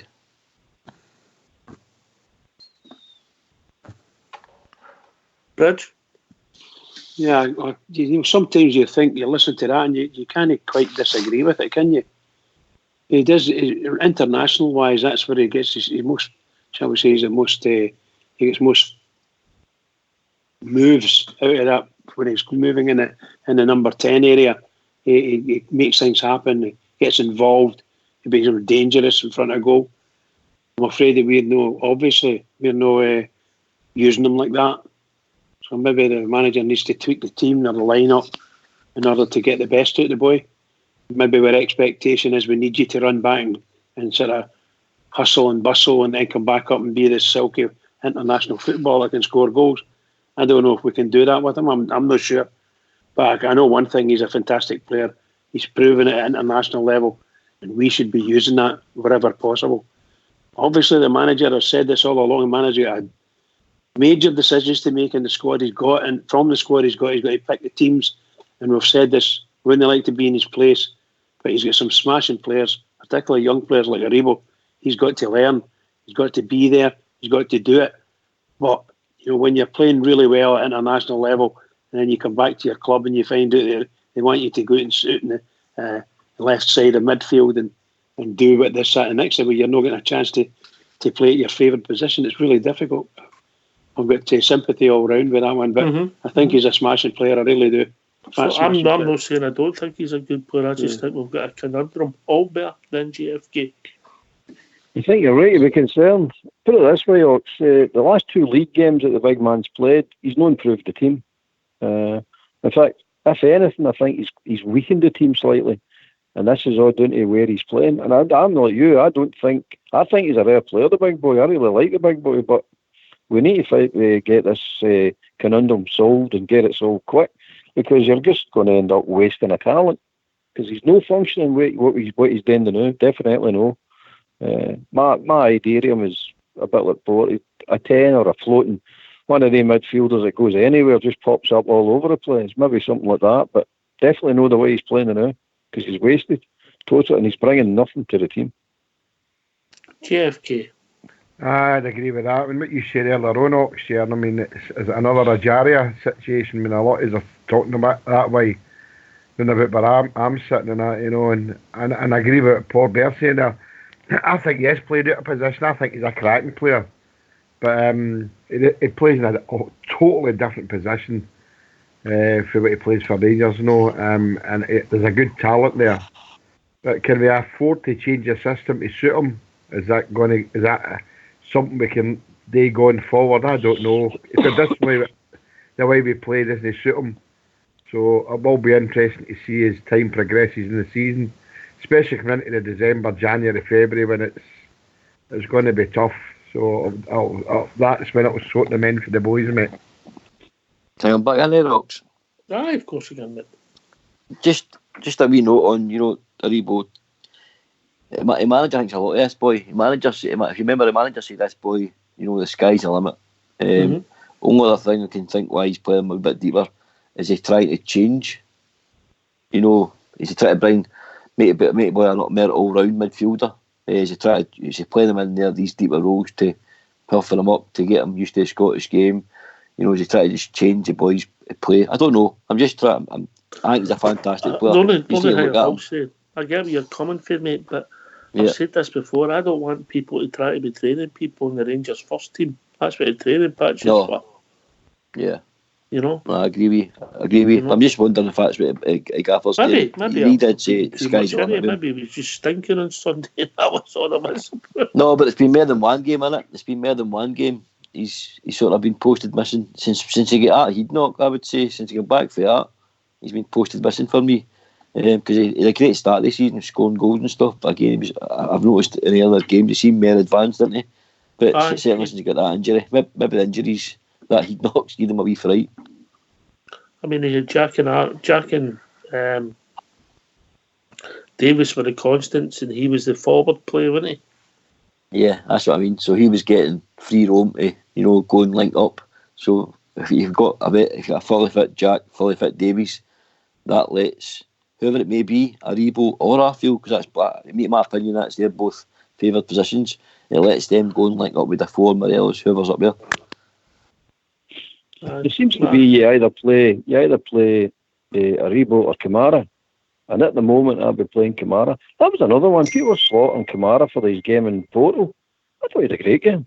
I don't want to go back to Porto. I think all the boys had a good game there, to be honest. There was nobody played bad in Porto Albert, was there? No, I seen. I thought after everybody stood up. Nice to see as well. I mean, I've told you before, you shouldn't be going to that St. Columba club. The Serie game's different for us. Oof. I couldn't get me in there, mate. No. You barred again. Oh, barred again. Come on. I got a job. I remember I was doing the plumbing. They were sending me up there to do a job. No, watch what you're saying. I know where this is going.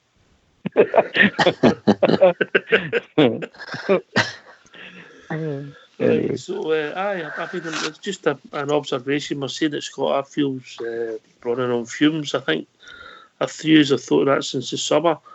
We admire Scott Arfield's work ethic, but sometimes you've got to protect people for themselves, JFK. Of course, mate. Of course we have. That's what we've got today. A lot of the permutations and the different players we'd like to see play is good on here. But the Gaffer's a man who picks the last 11, as we'll say. He's got a hard job, and he rates players like Aribo, and Aribo is a cracking player. So we just need to go with the flow on that aspect and see what he picks. As I say, Aribo is playing out of position, but what is the Gaffer do? He can't change his whole system for it. So he's going to have to do something further down the line, because Aribo's our own player. So we need to do something quite quick to keep him playing the way we know he can play. I think he's a great player, mate. I really rate him. He's come into the Nigerian squad there and he's playing really, really well. So we'll just need to check it and see what happens in the coming weeks and months. Aye, just we might be just one midfield player short, mate. You don't think it when the season starts, but all of a sudden you need one more for cover. Can I ask a question on this Aribo thing? Do you think that Aribo, it looks like to me Aribo's getting asked to play a sort of left half position, yeah, the old left half. Put my old team back in for Albert. And at the present, I think his best position is actually the old inside forward. The number 10, yeah. Absolutely, that's what I think. Yeah. Absolutely, definitely. So yeah. It's a case of flicking the switch somewhere along the line. The manager needs to flick the switch, and if they can use them in both positions, then if we get the best of them in both positions, it would be really good. But that's what it seems like to me when based on the way you guys are talking. He seems a natural number 10 for me, and he plays that way for his country. And I dare say, I'm sure I've heard people saying a similar thing about Kamara. Kamara doesn't play straight in the midfield. He sort of plays a wee bit further forward. And I don't know what position that would be, I may say, but so the manager's got a job in his hands, getting the best out of their squad. But here we are, we're sitting joint top of the league. Can't be bad, guys. Can't be bad. We're Have we sitting joint forgot top of the that? league in Albridge. We're What's sitting that, top. Sorry. What's it? Go on, Albert. Says we're sitting joint top of the league, by the way, and half of our teams are foreign. Exactly. Can't be bad. 50,000 bears coming out of there on Sunday. Happy as Larry, truth be told. Just to pick up what Ox says there, maybe one missing in midfield. I think the missing player is, like a midfield enforcer. I think that's what we're missing, Ox here. I think we're missing a guy that's going to sit in front of that back four and hit everything that's going to move, hit everything. That's my opinion, and that's what I'd like to see in there. That's the sort of midfielder that I think we're really lacking. So if you kick my player, I'm kicking you. Have you got anyone in mind? Do you know, there's a guy right now, and he was at Roma over there for a trial. He's available on a free transfer, but Roma decided not to take it up. Jack Rodwell, he's got good English pedigree. He's still only 20. I think he's only 28. I was reading about him today. He had a full season last year with Blackburn. He had a lot of injuries through his career, but he had a full season with Blackburn. And Roma were wanting to take a punt on him, but whatever's happened, the deals fell through. There was one money or whatever. But Jack Rodwell for me would be a good shout because he's free. He's available right now. I honestly don't know the guy. Oxford, you get? He went for Everton to Sunderland, big money. Wouldn't he move for Yeah. Sunderland? Martin Bain, if anybody's watched the Sunderland documentary, they were trying to get him out of the club. Basically, just sat and seen his contract because it was he couldn't play him because of the deal he had, Right. But the boy was a big star in English football and never kicked on. Nah. Things. Mm-hmm. So you reckon that Interesting. would be would we be interested in him? You think? I've not seen any links at the moment, but I think No, it's not a maybe link, Jock. It's just a wee. A punt It's a for player you. I know it's available right now. Aye, it's just a player I know it's available right now. And just he's a big physical, strong unit, and he's just. I remember it. I've seen him a couple of games last year for Blackburn under Tony Mowbray, and he done the job that I think he could do for us. He just sits in front of the back four and mops So- up, and he hits everything. I'll ask you this question and I'll take it to Albert after you. So we're looking at somebody who's defensive minded, fast, good tackler, good in the air, good passer. As you know, at the club, Beating him Edmondson there. Bridge man, you know, Oh, sorry, buddy. right? Sit in the corner, face the wall. Port Vale and all there. He is there. But I don't want to start using Edmondson out of position just to get him in the team. Wait a minute. I still think There's been stats of people come into places at 20 years of age and ended up different position. Alan Hunt was a centre forward. Sandy Jardine was a centre forward. And there's a lot more than that in there. Had to change Danny Alved's positions. the winger. Danny Alved's the winger, became one of the best right backs in the world. No, I get it. It could work. It gets the boy in the team. It's definitely worth a try. I only mentioned Rodwell because I read about him today, and he's that sort of player, in that same mould that we're talking about. But it's just a midfield sort of enforcer I'd like to see, and I think that would be the missing link to allow guys like your Aribos and your Kents and to keep flying forward where this guy's going to sit and just mop up everything at the back. Or if JFK, did we let the guy go on loan to Portsmouth? Nah, I don't think he'll come back and do anything for Rangers, mate. Honestly, I've been hearing reports he's been put to right back, if that's right. But nah, I think his times came and went, mate. It's just my personal opinion. I might be proved wrong down the line, but nah, I don't think you'll see much of him, if at all. Okay.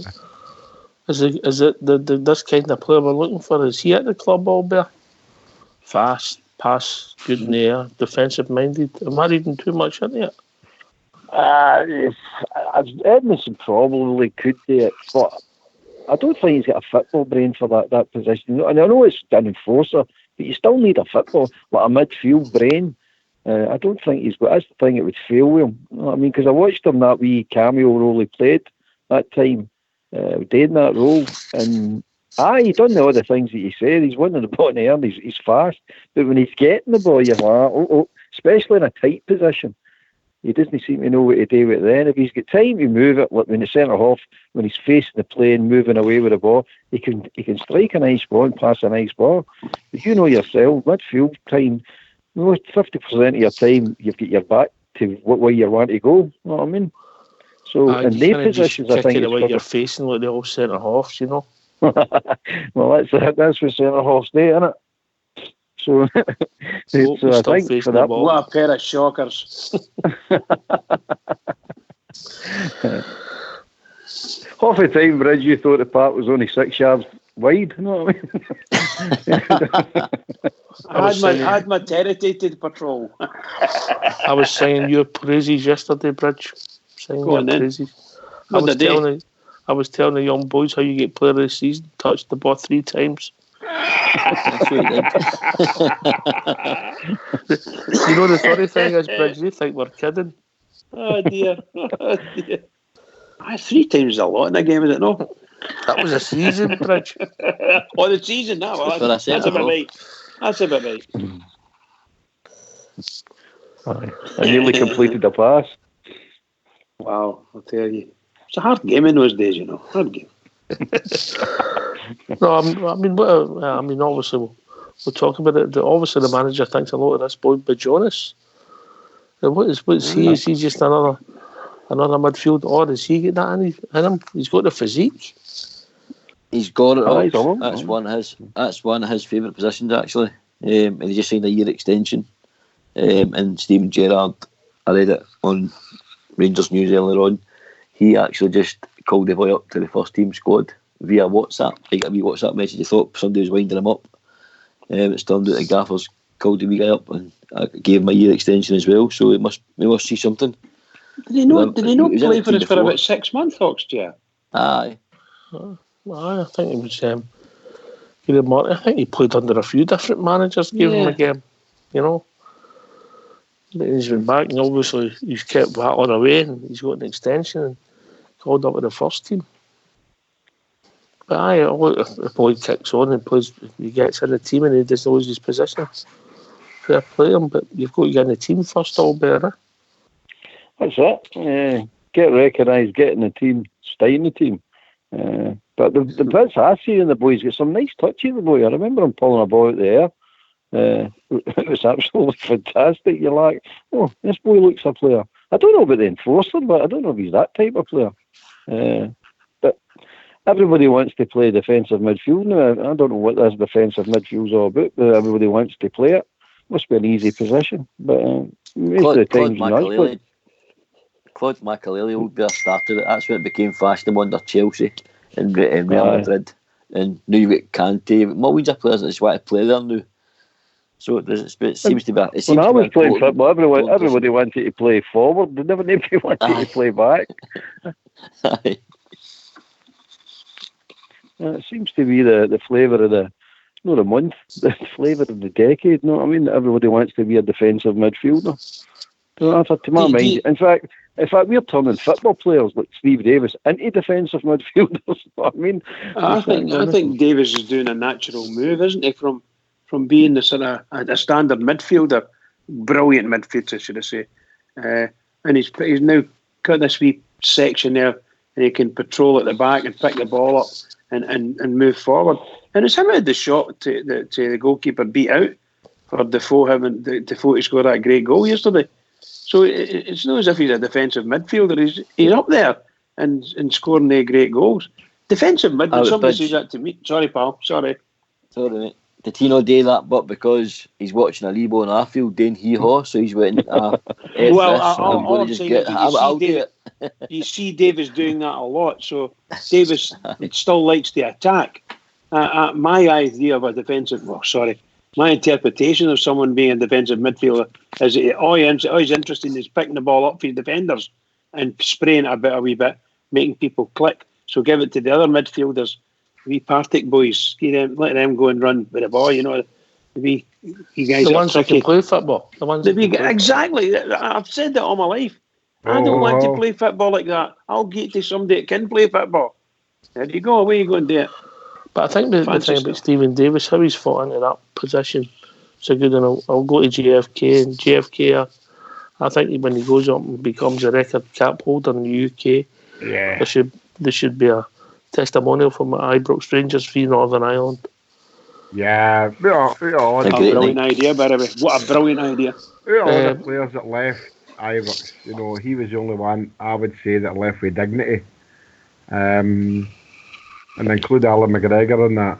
So, but we'll go to him now. But no, Stephen Davis. I was saying to Graham at the game yesterday, I just wish he was another 2 or 3 years younger and be able to get the very, very best out of him. I think we've got a good 2 year out of him yet.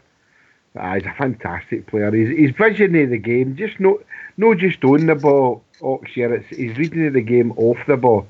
To try and explain that to somebody who doesn't really know much about football, how can you say off the ball? It's just the way he's positioning and that. It's absolutely wonderful. He's a great player, and he should be able to topple everybody and be the all-time cap player in the UK soon. So, yeah, I'd agree with you. Testimonial, Rangers versus Northern Ireland. Make it an Orange Fest day. That'd be great.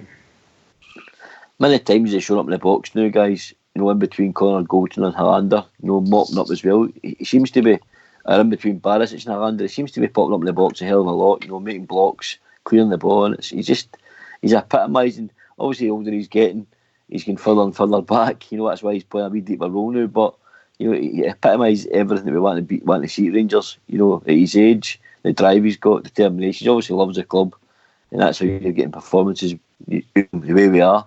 But for me, he's absolutely outstanding. Well. He was a colossus at the weekend. Reads the game well, doesn't he? That's his biggest asset. Very well. Reads the game really well, And you're always best to read the game for the back. From running about with a centre halves are, because they're really good at reading the game. You see it better there. You do see the game better there. What Whole he'll game be in front of seeing, you, what he'll be seeing there, Bridge, is when he springs on somebody. But if you notice him, he's very good watching somebody in a bad touch, and he'll just get close to them. That's it. Because read what's happening, can't he? Brilliant. Stealer. Yeah. That's what he is, Mark. He's a stealer. He ain't going to break your leg and go through the ball. No. He's so intelligent. It's unbelievable. Somebody jumped right in his foot yesterday. Can't remember who it was. Might have been that. Is it Donnelly we were talking about? Might even have been him. Shocking. That's the amount of blocks that were going on yesterday. And tramping on feet. Oh, terrible. Sorry, pal. See the bromance between Defoe and Morelos. I seen Defoe run to Morelos.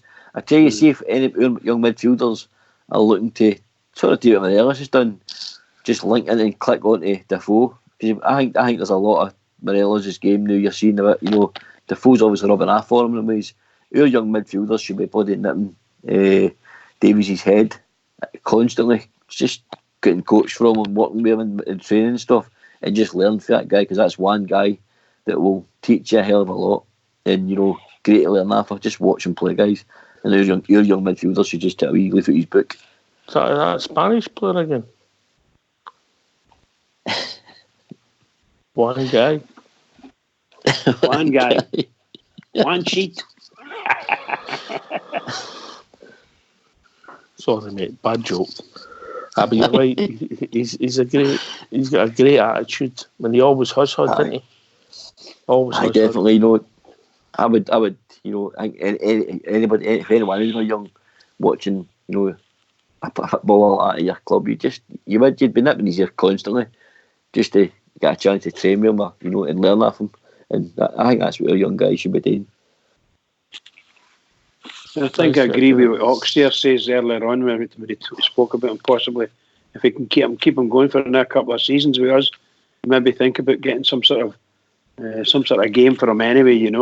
I don't know whether the Rangers will be allowed to do the whole thing, but it'd be really great. If he becomes a top, I don't know if it's outfield player. I don't know how close he is. I need to look at it. I'll have a look for tomorrow. But if he becomes a top cap player in Britain, he should be saluted.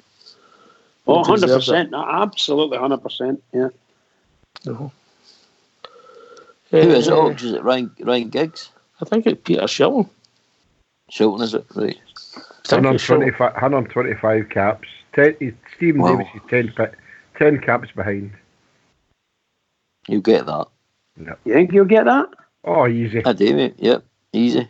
He's still in the Euros now, isn't he? So There's still a in lot group to play stage for. at Euros. Aye. Magpie Aye. Chair said Yeah. Stephen Davis could take 5 Viagra at once and never look flushed.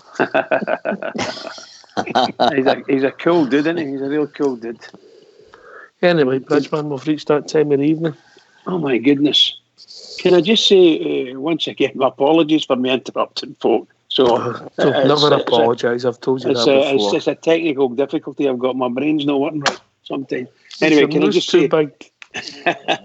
I just say to all the Rangers fans all over the world, and particular Rangers fans on here on Rangers Radio, every single one is all ramping up for this game on Wednesday. Keep it going for the Rangers, because the Rangers need us. Keep it going. Here. Can I just thank everybody who took the time to join the panel, everybody that's phoned in. Great to hear from everybody that's took part in the lobby. Mr. Pom Pom, we're watching you. This has been Rangers Radio. We'll be back tomorrow night between 9 and 11, talking about all things Rangers. Take it away, Old School Blue.